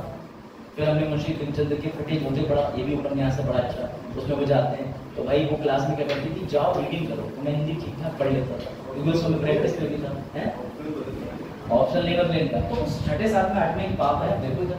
तो उसके बाद क्या है कि मुंशी प्रेमचंद के फटे जोते भाई पढ़े तो उन्हें बहुत बढ़िया लगा, उन्हें फिर दोबारा सुनी, उसका मतलब पूछा बच्चों से, तो मजा आता है। हमेशा याद रखा करो कि जो तुम्हारी बचपन की बुक्स या नोट्स हैं वही तुमने कायदे में शिद्दत से पढ़े, तो पढ़ ही लिया, वरना कॉम्पिटिशन निकल नहीं जाता। यहाँ दिखते तो 3-3 साल, ऐसे 4 साल। हाँ चलो भैया, तो चलो भाई अब ये बताओ, यूनिवर्सिटी की रैंकिंग में ध्यान दिला दूं तुम्हें, तुमने क्यूएस रैंकिंग पढ़ी थी। सर क्यूएस रैंकिंग आपने हमें क्यों पढ़ाई थी, क्योंकि बेटा क्यूएस रैंकिंग के अंदर मैंने तुम्हें ये पढ़ाया था कि तुम्हारा एक कॉलेज आया था आईआईटी मद्रास, और वो भी कौन से नंबर था, 40 में। लेकिन अब कमाल कर दिया है आईआईएससी ने, क्योंकि ये आया है 32वें नंबर। अब आप कहोगे सर जामिया भी है, अलीगढ़ भी है, उनकी भी रैंकिंग है, चिंता नॉट। तो मैं पहले तो ये याद रखना है कि अलग अलग संस्था कराती है, एक क्यूएस। देखो प्रोडक्ट एक ही, घूम फिर के 50 जगह से मार्केटिंग करानी है कि बच्चों का ध्यान हर तिमाही में क्यूएस के जरिए चला जाए, हायर एजुकेशन के जरिए चला जाए। आज की डेट में आप इंटरनेट पर ऑनलाइन यूनिवर्सिटी सर्च करोगे तो ये जितनी भी रैंकिंग होती है ना, इनके अनुसार बहुत सा बच्चा एडमिशन के लिए प्रभावित होता है। अब समझिएगा, तो आईआईएससी को 32वीं रैंक मिली है। भारत से एक यूनिवर्सिटी ये रही, नंबर 1 पे तो कोई आई नहीं, नंबर 1 पे चीन चल रहा है, नंबर 2 पे भी चीन है, नंबर 3 पे सिंगापुर। अब सोचो सिंगापुर एक ऐसा देश है जिसके यहाँ Singapore public civil services SPSC होता है, SPCS। तो उसे बनवाने के लिए उसने हमारे भारत के UPSC की टीम को बुलाया था अपने यहाँ कि आप हमारे पेपर को डिजाइन करवा दो, पढ़ना इसमें ये रियलिटी है। तो बेटा याद रखिएगा IISc बेंगलुरु की रैंकिंग कितनी है? 32। एशिया यूनिवर्सिटी रैंकिंग कौन कराता है? Times Higher. पहले दूसरे पे कौन है? चीन। और थर्ड पे सिंगापुर। ये नोट कर लो जो नोट करने का है कि सर ये यूनिवर्सिटियां क्या कर रही हैं, तो भैया इन्हें और IISc बेंगलुरु 32वें नंबर पे, ठीक है। उसके अलावा कौन सी है? अन्ना यूनिवर्सिटी मद्रास 119, महात्मा गांधी यूनिवर्सिटी 134, जामिया मिलिया इस्लामिया, ठीक है, 148। ये यूनिवर्सिटी फर्स्ट पे चीन, सेकंड पे चीन, तीसरे पे सिंगापुर, नीचे लिखे हैं सबके नाम।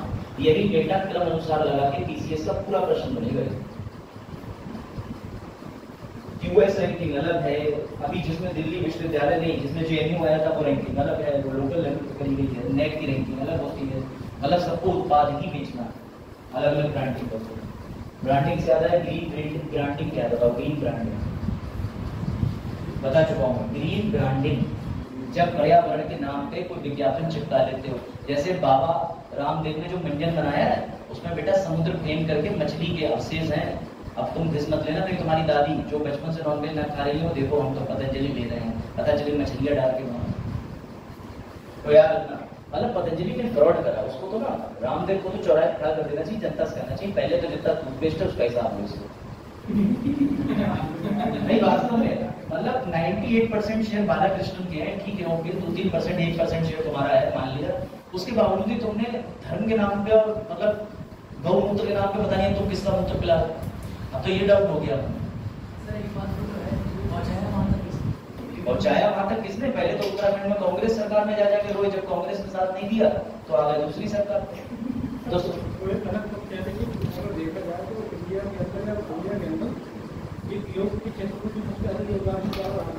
बिल्कुल सही, हालांकि आपकी बात ठीक है कि पतंजलि से उन्होंने पॉपुलर करा, लेकिन बस जब से वो बिजनेसमैन बने तब से नाम मिला। योग के उसको देखते हुए तो कायदे में वो तो बात बिल्कुल ठीक है, क्योंकि उसमें परफेक्ट है वो, उन्होंने योग को घर घर पहुंचाया। लेकिन अब योग से रोग भी पहुंचाना देखते हैं।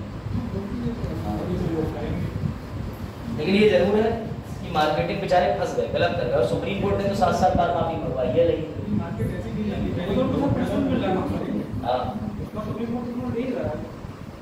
उसको सही बात है, उनको उसका दुख जो है पहुंचा ही जाता है, उसका जो है पश्चाताप रखेगा। चलो भाई बात को बताओ। अरे ये बहुत बढ़िया चीज है, तुमसे पूछ लिया जाएगा 2 स्टेट सोल्यूशन को तर्क पे रखने वाला भारत ने जिक्र करा है 2 स्टेट सोल्यूशन, लेकिन इसमें वो किसकी बात कर रहा है? किन देशों की बात कर रहा है बेटा? इसमें बात कर रहा है फिलिस्तीन और इसराइल। भूलना मत। 2 स्टेट सोल्यूशन पता है क्यों कहते हैं? क्योंकि संयुक्त राष्ट्र ने 1947 में 2 राज्य बनाने की घोषणा करी थी, एक फिलिस्तीन एक इजराइल। लेकिन उसका भी दोहरा चरित्र है, उसने इजराइल को राज्य का आधिपत्य दे दिया, मतलब दर्जा दे दिया, और फिलिस्तीन को थोड़ी सी जगह देके वहां समेट। लो भैया अगला प्रश्न बताओ। चलो फटाफट इन प्रश्नों के उत्तर दो, फिर आगे और भी प्रश्न। हाँ, उमा रामानंद का निधन हो गया है, इनका संबंध किस क्षेत्र से था? बहुत ही कम लोग उमा रामानंद जी को जानते होंगे, मैं भी नहीं जानता था, सॉरी, इस न्यूज के बारे में ही जाना हूं। बेटा ये तमिल में सिंगिंग करती थी, तमिल भाषा में गाने का। तो आप समझ गए ये कौन है? सर सिंगर है। बेटा कहाँ की रहती थी? तमिलनाडु। इनका किस आयु में देहांत हो गया? मे भी 72 वर्ष की आयु में देहांत हो गया। 72 वर्ष की आयु में इनका देहांत हो गया। तमिल की सिंगर थी, गाने गाती थी। और भी चलिए में वन डे एग्जाम में ये पूछ लेगा, आपका PCS में नहीं पूछेगा, PCS में बहुत ही ज्यादा प्रसिद्ध कोई व्यक्ति होगा तभी पूछेगा।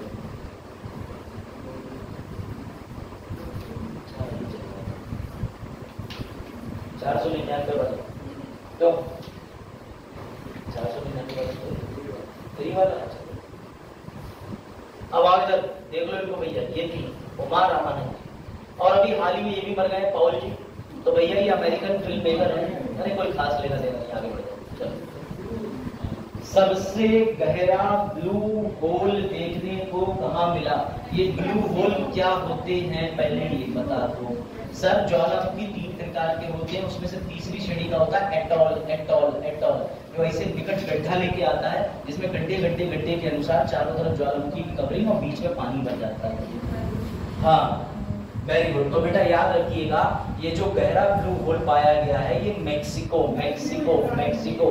हाथी की सूंड याद रखना सर, क्यों? ये देखो हाथी की सूंड का बिल्कुल आखिरी का किनारा जो होता है ऊपर ले जा करके वही जगह पर ये पाया जाता है। ठीक है, याद रखना ये मैक्सिको की खाड़ी के पास में है, सबसे बड़ा ब्लू होल बरामद हुआ है। और अच्छे से दिखा दे रहा हूँ, जाओ। अब यहाँ पे चाहे तुम कंट्री के नाम, इससे बढ़िया तो यही है, इसमें कम से कम हाईलाइटेड तो है। ठीक है, युकाटान ये लिखा हुआ है। ठीक है, याद रखना मैक्सिको वैसे भी चर्चा में था, मैक्सिको किसके उत्तर में पाया जाता है या किसके दक्षिण में पाया जाता है, तो भैया याद रखिएगा मैक्सिको नॉर्थ अमेरिका के दक्षिण क्षेत्र में पाया जाता है। यही इसी और इक्वाडोर का दूतावास वाला विवाद हुआ था। ठीक है, तो याद रखना ये है युकाटान। अब आ जाओ इंपॉर्टेंट चीज पे, ये देखो इसको अभी तक हमने जो टिक करा है वो करीब 400-420 मीटर नीचे गहराई पे है। तो 13 तो अन्य प्रकार के जीव जंतु मिले हैं, मतलब वही आपका बायोडाइवर्सिटी। तो अब साइंटिस्टों का मानना है कि हम और 11-13,000 फीट नीचे चले जाएंगे तो हमें पता नहीं किस प्रकार की जैव विविधता से सामना हो। तो बड़ा क्यूरियोसिटी, लेकिन अभी तक का सबसे ज्यादा डीप ब्लू होल है। ये उस तरीके का बन जाता है कि जैसे आपने देखा होगा कभी कोई तालाब वगैरह में होता है तो बच्चे तो जानबूझ के मिट्टी खोद देते हैं वहाँ पे, तो एक गड्ढा टाइप का बन जाता है पानी में। तो ये लेकिन समुद्र का गड्ढा है, इसको याद रखना। ऐसे ब्लू होल और भी जगह है, हाँ कहाँ है तुम बता। ठीक है, तो ये याद रखिएगा 420 मीटर और 1378 फीट नीचे जाएंगे। चलो इसका उत्तर दो फटाफट। अंटार्कटिका संधि है क्या, जरा बताओ। चलो बताओ अंटार्कटिका पे कितनी पॉपुलेशन रहती है? वेरी गुड, शून्य। अच्छा आर्कटिक पर कितनी आबादी है? अंदाजा भी बता सकते हो कि आबादी रहती भी है कि नहीं? आर्कटिक रहती है 4 मिलियन के करीब करीब। कहाँ पे? आर्कटिक पे सर्च करो, 4 मिलियन की आबादी है। हाँ ट्राइबल लोग हैं, नहीं ट्राइबल भी है लेकिन जॉर्जिया वगैरह और आपस में ऐसे देश हैं तो बिल्कुल आर्कटिक के उस पे है। फिनलैंड भी। अब आओ इधर बेटा, ये बताओ ये अंटार्कटिका संधि क्यों हुई होगी? ये इसलिए हुई अंटार्कटिका संधि, अंटार्कटिका को बचाने के लिए, उसमें होने वाले परिवर्तन पे निगरानी रखने के लिए। यहाँ पर हमने बहुत सारे 97 से ज्यादा स्टेशन भी बना करके देखरेख करी है। भारत ने कुछ ही बनाया है, उनके नाम आपको बताऊंगा। 46वां अंटार्कटिका ट्रीटी का हुआ है, जो जरा इसके बारे में लिख लो। तो ये रहा अंटार्कटिका, किसने आयोजित करी है? केंद्रीय पृथ्वी विज्ञान मंत्रालय, ये याद। ठीक है, ministry of earth and sciences नहीं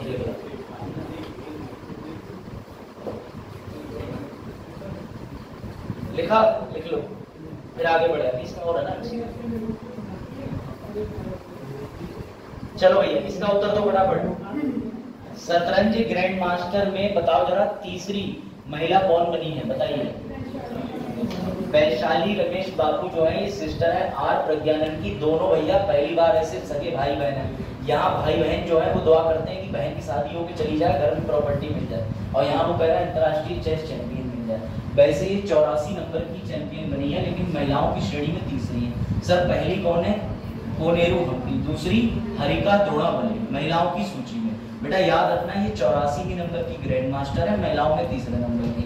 कहाँ से आती है? तमिलनाडु से, ये मत भूलना। ठीक है, ये देखो अभी बहुत छोटी एज की बच्ची, ये ध्यान रखना। ठीक है, वैशाली रमेश बाबू। और याद रखिएगा अंतर्राष्ट्रीय शतरंज महासंघ फिडे, इसका कहाँ पर स्थापना हुई थी बेटा? लुसाने में 1924 में। याद रखना इसी के उप अध्यक्ष कौन है? विश्वनाथ आनंद। तो विश्वनाथ आनंद कहीं चले नहीं गए, वो फिडे यानी फेडरेशन ऑफ इंटरनेशनल, यही वाला जो संघ है शतरंज का, यहाँ पर भैया उप अध्यक्ष बन के बैठे हैं। ये सबसे पहले नंबर के ग्रैंड मास्टर थे, अब तो इनके बाद में 84 हो गए।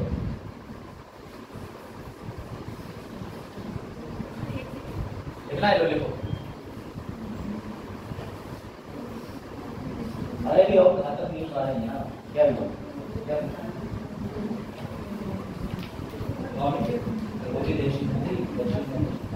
दक्षिण में थी भारतीय है, क्वेश्चन मैथ्री वाला रास्ता है, सब मीटिंग लाइव होती है, पैटर्न सर्वाइव नहीं करती, जलवायु परिवर्तन मेरे रहेगा। हाँ भाई लिखा, चलो भैया अगला प्रश्न, हमारी कंप्यूटर स्क्रीन तुम्हारे पास तो है ना इसलिए, चलो ये बता। ये बहुत बढ़िया खबर है, अभी तक तुमने अपने घर में छिपकलियां देखी हैं, उनकी पूंछ सीधी सपाट होती है। तुम में से कितने लोग हैं जिनने समय चलते छिपकली की पूंछ को ये भी देखा है कि वो हटा देती है और भाग जाती है पूंछ में, देखा है किसी ने ये? अगर ये नहीं देखा तो तुमने भैया छिपकली की पूंछ की क्षमता को नहीं पहचाना, वो दोबारा उगा। ऐसे ही बेटा ऑक्टोपस भी होता है, ऐसे ही बेटा और भी जेलीफिश वगैरह जो होती है, वो तो हम बीच से काट दो वो दो बन जाएंगे, भाग जाएंगे। जैसे दो मुंहा सांप भी होते हैं, तो ऐसे ही अरे मतलब एक मुंह है एक मुंह है, जैसे तो कहावत तो लोगों ने भारत में गलत बना। कौन कह रहा है जंगल में निकलते? देखो इधर, चलो ठीक है, इधर देखो जरा बेटा, चौकीसारुस निकल, ये किसी अंग्रेजी बल्लेबाज का नाम नहीं है, ये नाम है डायनासोर का। नाम ही बड़ा अच्छा है, जैसे चॉकलेटो, चौकीसारुस निकल, कितना करवा नाम है। तो भैया देखो चौकीसारुस निकल जो है वो डायनासोर है, खासियत सुन लो, इनकी जो पूंछ है ठीक है वो ऐसी होती है, लो देखो ऐसी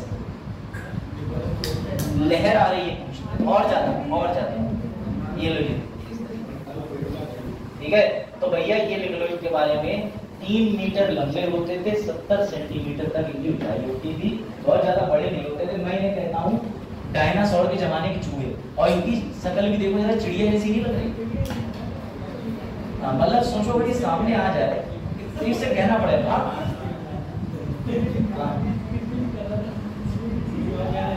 पता कुछ और है, कुछ और हो जाए।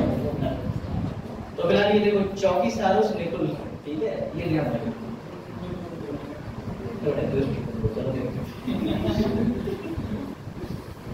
तो बेटा ये कहाँ पाया गया? अर्जेंटीना में ये नहीं मिला, इसके जीवाश्म मिले, ये तो मर चुका 6 करोड़ वर्ष पूर्व, ठीक है। ये लिख लो, ये वाली प्रजाति के बारे में यूपीएससी पूछ ले। लाइन टेल मकाऊ कहाँ पाया जाता है बताओ? अपने घर।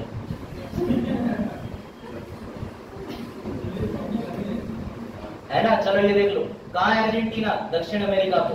और दक्षिण अमेरिका कहाँ है? तो भैया पानी ऊपर तैर रहा है 71% पृथ्वी पे। लो इस वाले सवाल में एक करेक्शन है, वो ये 56 में बिल लागू हुआ था, 55 में बिल पेश हुआ था। तो याद रखना, हिंदू विवाह अधिनियम बिल कब आया था? 55 में। जैसे संविधान 49 में तैयार हुआ, लागू हुआ 50, ठीक है बेटा। याद रखो, हिंदू विवाह अधिनियम किस वर्ष पेश किया गया था? बिल 55 में। अब तुम्हें एक मजे की बात बताऊं, चलो ये जो हिंदू विवाह अधिनियम है, इसको पढ़ने के बाद वकील बड़े खुश रहते हैं। सर क्यों? तो समझो भैया 3-4 चीजें, ठीक है। इसमें 3-4 धाराएं बड़ा खतरनाक है। कौन सी है सर बताई दीजिए? धारा 5, धारा 9, धारा 13, धारा 14। अच्छा तुम्हें क्या लगता है कि 13 संख्या को लोग, 13 नंबर को लोग बुरा क्यों मानते हैं? तो बेटा बुरा इसलिए मानते हैं क्योंकि जो 13 नंबर है वो ज्यादातर धाराओं में, ज्यादातर विधियों में बर्बादी का कारण ही है। लो मैं तुम्हें बता दे रहा हूँ कैसे। अब देखो, सुप्रीम कोर्ट ने अभी हाल ही में निर्णय दिया है, इसीलिए ये चर्चा में है। सर सुप्रीम कोर्ट ने क्या करा? तो सुप्रीम कोर्ट ने ये बोला कि एक शादी हुई, उसमें लड़का लड़की सोफे पे बैठे थे, बारात आई, बारात में भैया डांस करा, बढ़िया नृत्य करा, और वाइन का प्रयोग भी किया गया, शराब भी हुई, धूम धड़ाका हुआ, सबको लगा कि बारात हो गई। लेकिन लड़का और लड़की ने, दोनों में से किसी ने फेरे ही नहीं दिए, बैठे रहे सोफे पे। तो क्या ये विवाह पूर्ण होगा? नहीं। सुप्रीम कोर्ट ने ये कहा है कि मान के चलो तुम हिंदू हो, लड़की बौद्ध है, अगर दोनों में से या तो हिंदू या बुद्ध किसी भी तरीके से शादी की सेरेमनी हो जाती है तो विवाह पूर्ण माना जाएगा, वरना नहीं माना जाएगा। बात आई समझ में? सुप्रीम कोर्ट ने कहा। अब जैसे निकाह है, पूरा प्रोग्राम हो गया, वलीमा तक बात पहुंच गई, उनने कहीं नहीं, उन्हें देख के कबूल है, वो वैसे ही खुश हो रहे थे। तो भैया बात समझो, जब तक ये 3 बार कबूल है नहीं बोला जाएगा तो क्या रवि में कहां से? तो ठीक है, और मुझे तो जब तक 3 बार कबूल है नहीं पूछा जाएगा, ठीक है। चल देखो इधर, चलो तो याद रखना। अच्छा इस प्रॉब्लम से तो तुम बीत ही चुके हो कि मुस्लिम हो या हिंदू हो, अगर पति मुस्लिम और पत्नी हिंदू तो बच्चे की परवरिश अगर हिंदू विधि विधान से हो गई तो बच्चा हिंदू हुआ, और अगर मम्मी उसकी जो है हिंदू है, पापा मुस्लिम है, तो भी बच्चा हिंदू हो सकता है। पापा उसके हिंदू है, बच्चा मुस्लिम है, तो भी बच्चा मुस्लिम हो सकता है। अब सुनो ट्विस्ट, ये जो सुप्रीम कोर्ट ने बोला है इस धारा की बात करिए, ये बात करता है सेरेमनीज की। सेरेमनीज यानी जो रिचुअल परफॉर्म हो गया। तुम्हें पता है शादी रात में होती नहीं है, रात में बना दी गई है। सप्तपदी का कंसेप्ट है हिंदुओं में, यानी सूरज के सम्मुख 7 कदम लेना फायर के चारों तरफ, तो इसे सप्तपदी कहते हैं। लेकिन हमें जो है वो ये रात चाहिए, क्यों? क्योंकि 10 से 5 तो आ नहीं पाए, कोई ऑफिस है उनका, समझ रहे हो? सुबह लेक्चर है तो कहाँ लोग तो सबने कहा रात निकल लो शादी। हाँ पूछो, चलो बात पूछो, चलो। अब लोग देखो इधर धारा 9 समझो, जब बीवी रूठ के मैके चली जाए और बिना बताए चली जाए, तो ज्यादातर यही होता है। ये हिंदुओं के लिए है, मुस्लिम खुद पे अप्लाई ना करें। तुम्हारा शरीयत वाला अलग है, वो मैं अलग बताऊंगा, वो अलग बैठ के समझाना पड़ता है, समझो। तो हिंदुओं में जब बीवी रूठ के मैके चली जाए और उसके बाद बीवी आने का नाम ना ले, तो पति तुमने देखा होगा पहले तो 2-4 बार प्रयास करता है बुलाने का, फिर उसके बाद जब नहीं आती है तो फिर वो कोर्ट में डालता है धारा 9 का मुकदमा। धारा 9 के मुकदमे में ये होता है कि जज साहब हमारी बीवी बिना बताए घर से चली गई और कुछ पोटली बांध के सामान भी ले गई, सोने जीरे हमारा, मतलब खुद की बहू को डकैत साबित कर दो, ठीक है। तो न्यायालय कहता है कि भैया बहू के अगर समन भेजता है कि भाई बहू ऐसा है, बताओ तुम क्यों चली गई, हम जेठ है तुम बहू भी, हाँ तो भैया समझो, अरे तुम ऐसी जागोगे। तो याद रखना धारा 9 का मुकदमा आज पढ़ना जरूर। धारा 9 डालना गूगल पे, तुम्हें आएगा रेस्टिट्यूशन ऑफ कॉन्जुगल राइट्स, यानी कि विवाह संबंधों को पुनः स्थापित करना। ये वकीलों को पता होता है, अब वकीली तो धारा 9 के भूल जाओ। तो धारा 9 के अंदर बेटा दोबारा से वाइफ से सवाल किया। आप सुनो, अगर वाइफ ने ये कह दिया ये मेरा ख्याल नहीं रखता, अलग से कमरे में पंखा नहीं था, पर्दे नहीं थे, फैसिलिटीज नहीं थी, तो कोर्ट कहेगा बात तो जायज, वो छोड़ गया, तुम उसके लिए सुविधा नहीं कर रहे हो। तो बेटा याद रखना, इसमें बीवी अपने कारण दे सकती है। और इसी पर सुप्रीम कोर्ट में एक मुकदमा पड़ गया था। बोले क्या? बोले ये तो किसी महिला के आर्टिकल 21 का हनन है। बोले कैसे? मान लो वो रहना नहीं चाहती, उसकी निजता है, वो कुछ दिन मैके रहना चाहती है, तो ये आर्टिकल 21 के तहत तो सुप्रीम कोर्ट है, अरे बेवकूफ, अगर इतना सोचेंगे तो हो गई शादी। वो निष्ठा नहीं, वो गोपनीयता का विषय है। जब तक बीवी पति के साथ रहेगी नहीं, तब तक काय बात की निष्ठा? तो निष्ठा आर्टिकल 21 इस धारा 9 पे आके फेल हो जाती है, ये मत भूलना लव में। अब सुनो दूसरी बात, जब बीवी कतई पक्के पे आ जाए मैं ना आऊंगी, तो भैया कोई बात नहीं, ये 13 को इसीलिए अशुभ माना गया, ये है डिवोर्स। तब पति कहता है डिवोर्स। अब डिवोर्स भी सुनो, महिलाओं को 12 आधार मिले हैं और हस्बैंड को सिर्फ 7 आधार। मतलब हस्बैंड इस बात पे डिवोर्स नहीं ले सकता कि तुम्हारे यहाँ घटिया क्वालिटी की मशीन आई कुछ है ना। अगर वो अपना धर्म परिवर्तन कर रहा है, बीवी ले लेगी। अगर हस्बैंड को ऐसी बीमारी हो गई जो भविष्य में ठीक नहीं हो सकती, बीवी डिवोर्स ले लेगी। अगर हस्बैंड जो है वो 7 सालों से गायब है, उसकी आवाज तक नहीं आई, कहाँ मर गया, फोन नहीं करा, तो भी बीवी कहेगी डिवोर्स। तो ये सब ध्यान में बातें रखना। चले मत जाना कहीं, 6-7 साल लेके जाना उन्हें हवाई, इंडोनेशिया, जकार्ता, जहाँ जाओ। तो भैया धारा 13 होती है डिवोर्स की, याद रखना। जब धारा 13 बीवी है, जब पति पत्नी दोनों ये कहते हैं कि हम अपनी सहमति से डिवोर्स ले रहे हैं। क्यों? क्योंकि अगर धारा 13 में कोई एक पक्ष डिवोर्स लेता है तो कारण स्थापित करने पड़ते हैं। इसी कारण को स्थापित करने में महिलाएं ज्यादातर दुरुपयोग करती हैं और लगवा देती हैं धारा 377। इसीलिए कल सुप्रीम कोर्ट का मामला आया है। सुप्रीम कोर्ट ने ये कहा है कि डिवोर्स के समय पर अगर कोई महिला आती है और कहती है ये हमारे संग ओरल सेक्स करते हैं, खुदा में तो सीधी बात समझो एनल सेक्स, तो कोर्ट ने कहा कि भैया इस एनल या ओरल पे रोक ही नहीं। हस्बैंड वाइफ है, अगर वाइफ 18 से ऊपर की और मैरिड है तो हस्बैंड उससे किसी भी तरीके का सेक्सुअल एक्टिविटी में इंडल्ज हो रहा है, ये सुप्रीम कोर्ट का है। कल ही पढ़ाऊंगा द हिंदू की न्यूज में, आज ही बताते रहो। तो सुप्रीम कोर्ट का कहना है कि अगर हस्बैंड वाइफ करते हैं इस तरीके से तो फिर उस पर कोई भी आपत्ति महिला नहीं उठा सकती, क्योंकि महिला का कहना था मध्य प्रदेश की कि इन्होंने शादी के बाद रेप करा। तो सुप्रीम कोर्ट ने कहा नहीं, शादी के बाद 18 साल से ऊपर की महिला की रेप की श्रेणी के अंदर नहीं जा सकती। तो ये ध्यान रखना। इसलिए अभी भी धारा 377 खत्म नहीं हुई है, उसका डिवोर्स में दुरुपयोग होता है। आप सुन लो आखिरी धारा, अगर डिवोर्स कबूल हो जाए तो फिर हस्बैंड को देना पड़ता है मुआवजा, जिसे कहते हैं हिंदू विवाह अधिनियम में धारा 24 मेंटेनेंस। और सुनो इतना ही मेंटेनेंस नहीं है, ये तो है हिंदू विवाह अधिनियम में। अगर तुम न्यायालय में चले जाओ, जो मुस्लिम महिलाएं भी जा सकती हैं, वो जाती हैं धारा 125 में सीआरपी। इसी की पूरी लड़ाई थी जो मैंने तुम्हें पढ़ाई की लॉ के अंदर कि राजीव गांधी जी ने प्रयास करा था मुस्लिमों को सही करने का कि भैया हमारी तरफ आ जाओ। और इसी को लेकर के शाह बानो का केस था, जिसमें शाह बानो ने कहा कि हिंदू विधि के अंदर तो मतलब मुआवजे का प्रावधान है, परंतु मुस्लिम महिला के लिए तो मुआवजे का प्रावधान है ही नहीं। शरीयत के अंदर लिखा है कि जब तक महिला तुम्हारे साथ है तब तक उसकी जो है वो देख रेख करो, जिस दिन अलग हो जाएगी बाद में भैया अल्लाह देख लेगा, मतलब ऊपर वाला देख लेगा। तो बेटा यही बात सुप्रीम कोर्ट ने कही थी शाह बानो के केस में कि जब वो आई थी तो सारी चीजें छोड़ के तुम्हारे साथ आई, अब तुम्हारा ये अधिकार है कि तुम रखो। तो सुप्रीम कोर्ट ने इस धारा 125 को यूनिवर्सल डिक्लेयर करके हिंदू मुस्लिम सिख ईसाई हर केस में मेंटेनेंस की धारा डिक्लेयर करा था। ये मैं पढ़ चुका हूँ, लेकिन अब तुम्हें अफसोस हो रहा होगा। और बताओ सुबह में सो ठीक है, पॉलिटी तो one of the classic subject है ही मेरा। तो याद रखना धारा कौन कौन सी थी, धारा 5, धारा 9, धारा 13, धारा 14 याद रखना। अभी चर्चा में क्यों है भैया, बैंड बाजा बारात की जरूरत नहीं, एसेंशियल सेरेमनीज परफॉर्म करना मैंडेटरी। चलो भाई इसको तेजी से आगे बढ़ाते हैं। 5 तारीख वाले में ये बताओ फटाफट, आसियान फुटबॉल फेडरेशन कप। इसको करने से पहले एक और चीज कर मैं ज्यादा मजा आता है, ठीक है। ये वाले क्वेश्चन ये करेंगे टेंशन ना। उससे पहले कुछ क्वेश्चन है तुम्हारे लिए यूपी स्पेशल के, वो करो।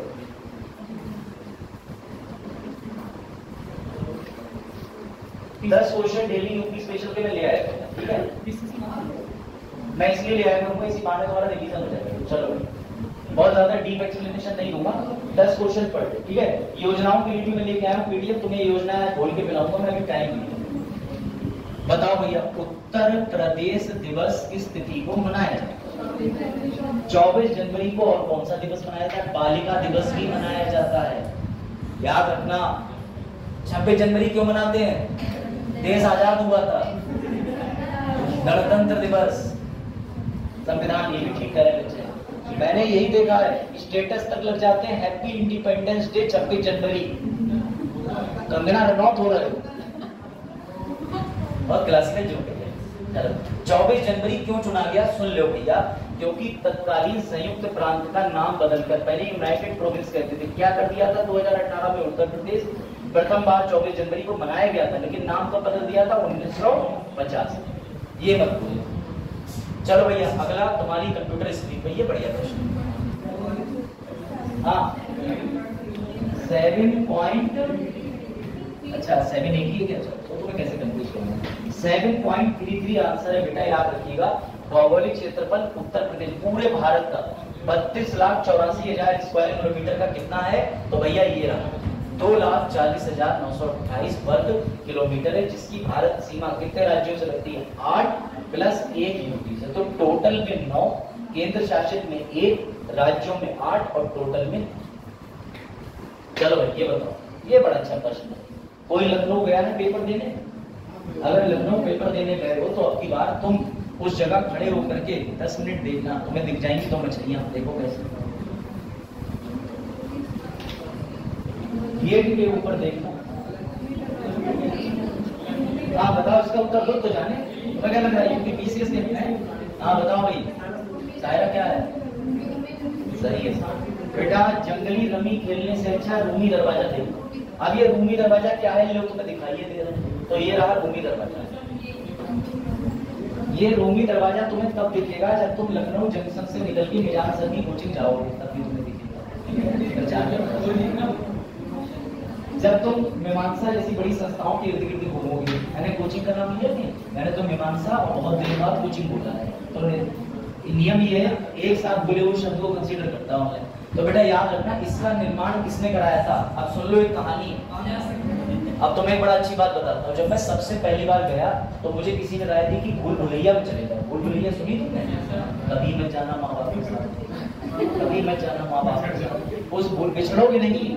वहां पर असल में ऐसा है, इन प्राचीन संस्थानों को लोगों ने अपने मौज मस्ती का अड्डा बना रखा है। अब वहां हम पहुंचे, हाँ थोड़ी तो ऐसे नेहरू पार्क भी तुम लोग खराब कर दोगे। इधर देखो, वहां एक कहावत है, जिसको ना दे मौला उसको दे भैया सिराजुद्दौला। तो सिराजुद्दौला की कहावत चलती लखनऊ में, उसने बनवाई थी भूल भुलैया। भूल भुलैया ऐसे नहीं बनवाई, उसमें भैया कहावत थी कि उस समय अकाल पड़ा, तो उसने क्या करा कि रात में, पूरे दिन कारीगर तो बनाते थे और रात को दीवारें ढा दी जाती, दोबारा बनाई जाती। दीवारें किसकी बनती थी? चूना। और आपकी ये दाल मसूर की दाल, अरहर की दाल, चूना, इन सबसे दीवारों की बाउंड्री तैयार होती थी। अभी भी वहां जाओगे तो वो तुम्हें माचिस की तीली जला के दिखाएंगे जैसे ड्रमंड का गेट, और उस तीली की आवाज तुम्हें इस कमरे के अंदर सुनाई पड़ेगी दीवार पर। तो कहते थे दीवारों पे खाने, सब देख के आना खुद प्रैक्टिकल। तो हम भैया लेके गाइड को 300 रुपए में, अब उसने हमें अलग अलग जो दृश्य दिखाया, मन परिवर्तित हो गया। अभी भी ऐसी प्रजाति पाई जाती है, लेकिन ये गलत है। धरोहर पे पहली बात तो हथौड़ा छेनी लेके जाते, ज्यादातर मजदूर वही है, क्यों? क्योंकि वो दिल बना के रिंकी बेड्स टीम की इज्जत लिख रहे हैं वहाँ पे, तो ये चीजें गलत है। इसके लिए मैंने आपको बताया था डीपीएसपी के अंदर सरकार ने आर्कियोलॉजिकल सर्वे ऑफ इंडिया ने अलग से पुरातात्विक जितनी भी बिल्डिंग है, इमारतों को लेकर अधिनियम बनाया है। मैंने आपको अधिनियम बताया था और फोटो भी दिखाया था लिखा हुआ। हाँ, सूखा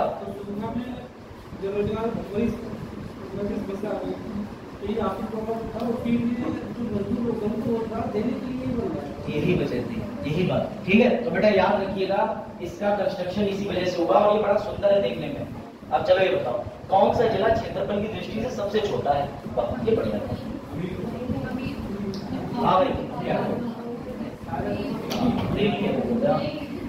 हाँ बताओ। हमीरपुर, एक ने बोल दिया, उसके बाद सब डट गए। ले हो गया गलत। हमीरपुर ले देख ले कर लो हमीरपुर। अब आया मजा? ये देखो भैया, इस नक्शे को अब तुम्हारे लिए जब तुम यूपी स्पेशल स्वयं पढ़ोगे तो तुम्हें साक्षात प्रभु के दर्शन होंगे। ऐसे काट के इसको ऐसे बताया जाता है कि ये नॉर्थ की तरफ, साउथ की तरफ, ईस्ट की, फिर हम लोग ये बनाते हैं ऐसे करके, इधर से कौन सी सीरीज है, फिर मैं बताता हूँ कि भैया इधर कितनी पटरियां बन चुकी हैं, इधर का क्षेत्रफल विकसित हुआ है, इधर का क्षेत्र क्या, इधर किस प्रकार की मिट्टी है। तो ऐसा थोड़ा दिन तुम खुद कर लेना, मैं तुम्हें किताब का नाम बता दूँ, ठीक है? डेमो तो नवंबर में दिया था, तब नहीं याद आई तो। चलो ले भैया, कौन सा जनपद, ये बड़ा प्यारा प्रश्न मेरा, पढ़ ले श्रावस्ती नहीं बेटा, लाइन है, लाइन से आए बलराम, श्रावस्ती, सबके सब, एक नहीं आया है। और मैं तुम्हें उदाहरण दे रहा हूँ, दे रहा हूँ। महात्मा बुद्ध ने 80 साल की उम्र में शुंग लोहार से सुअर का मीट लिया था, जिसकी वजह से पेचिस हुई और मर, उसे महापरिनिर्वाण कहते हैं। बेटा उस समय पर मल्ल जनपद था कुशीनगर। सर हमें प्रैक्टिकल दिखाए थे, लो देख लो। जे रहा पीलीभीत नंबर 1, लखीमपुर 2, बहराइच 3, श्रावस्ती 4, बलरामपुर 5, सिद्धार्थनगर 6, महाराजगंज 7। कौन सा नहीं लग रहा? कुशीनगर। ये इसी क्रम में याद करने पड़ेंगे नक्शे पे देख के, तो भैया याद होंगे, याद रखना। तो भैया तुम्हारा पीलीभीत ये देख लो, नेपाल चले जाओ पीलीभीत से, लखीमपुर से चले जाओ। इसीलिए तुम्हारा मित्र जो बलरामपुर की तरफ रहता होगा वो कहता होगा मैं भी नेपाल होके आया, तुम कहते हो मैं भी होके आया, क्योंकि नेपाल का बॉर्डर शेयरिंग एरिया लगा। ठीक है, ये याद रखिएगा, 7 जिले नेपाल के साथ सीमा साझा करते हैं। प्रश्न मिलेंगे तो मैं बढ़िया रोजा इसका उत्तर। हाँ, उत्तर प्रदेश के राजकीय चिन्ह में क्या नाय है बताओ? मेरे नो नाय है, वो नहीं है। चलो ले भैया, बिल्कुल सही जवाब। इसमें क्या नहीं हो, वैसे इसका चिन्ह मुझे डाल देना चाहिए था, चिन्ह सुंदर है। हाँ बताइए। इसमें 3 चीजें हैं, ठीक है, यही बात बिल्कुल सही, ये एक्सप्लेनेशन है, बिल्कुल ठीक है।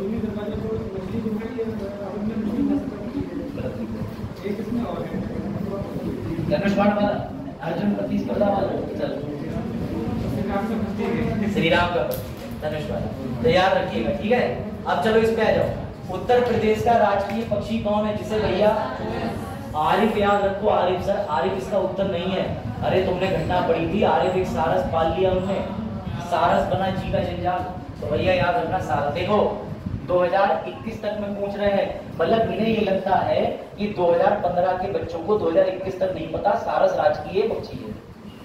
घनघोर बेइज्जती है तुम लोगों की। तो भैया ये देखो, राजकीय पशु, हाँ बिल्कुल ठीक। अगला, सारे पढ़ो, सारे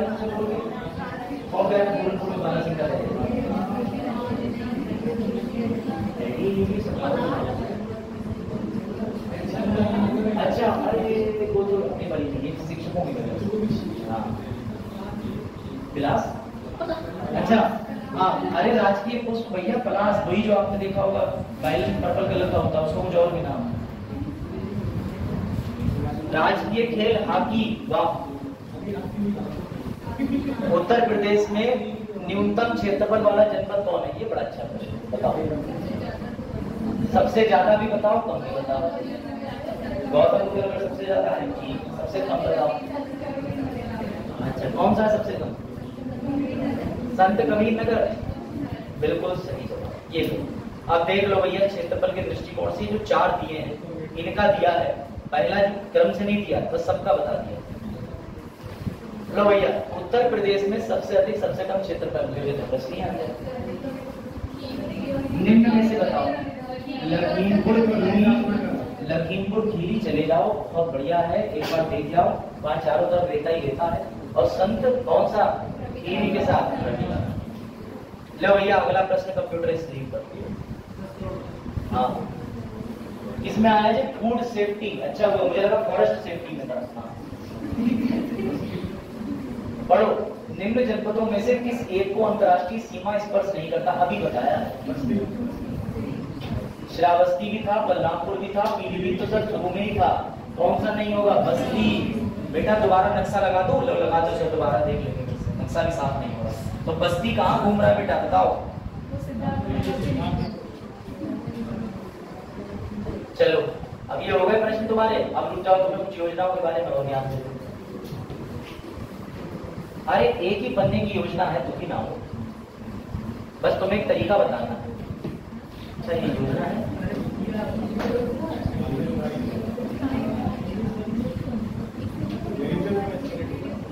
क्या चीज? नहीं तो अच्छा चलो, बस तुम्हें एक बात बता दे रहा हूं ताकि तुम्हें कनेक्शन समझाए।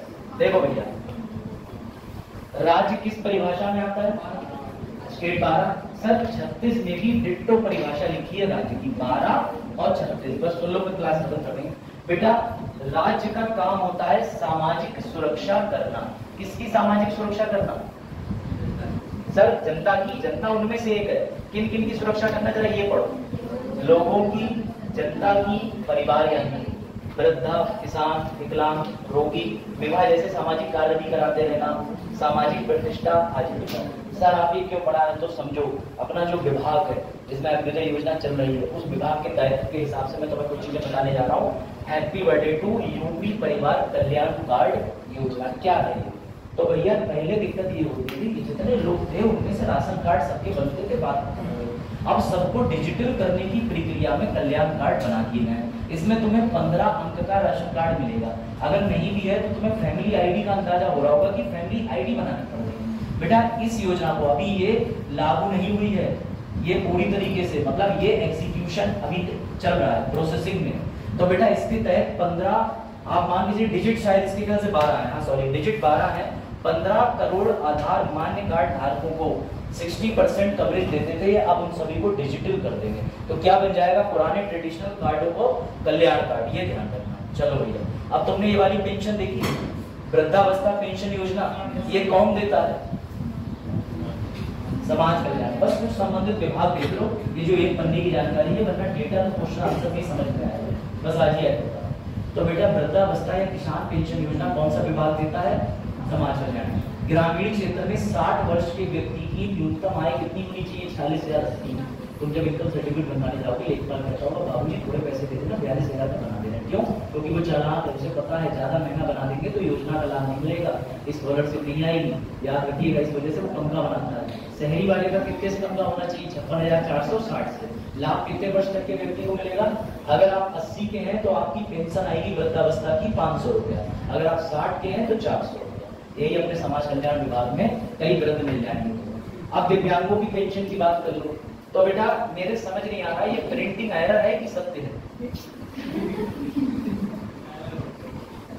ठीक है, दिव्यांगों के लिए बेंचमार्क डिसेबिलिटी होती है न्यूनतम, मतलब हर किसी डिसेबल को डिसेबल नहीं मानते। न्यूनतम विकलांगता 40%, अधिकतम 100%। बेटा ये भी कौन देता है?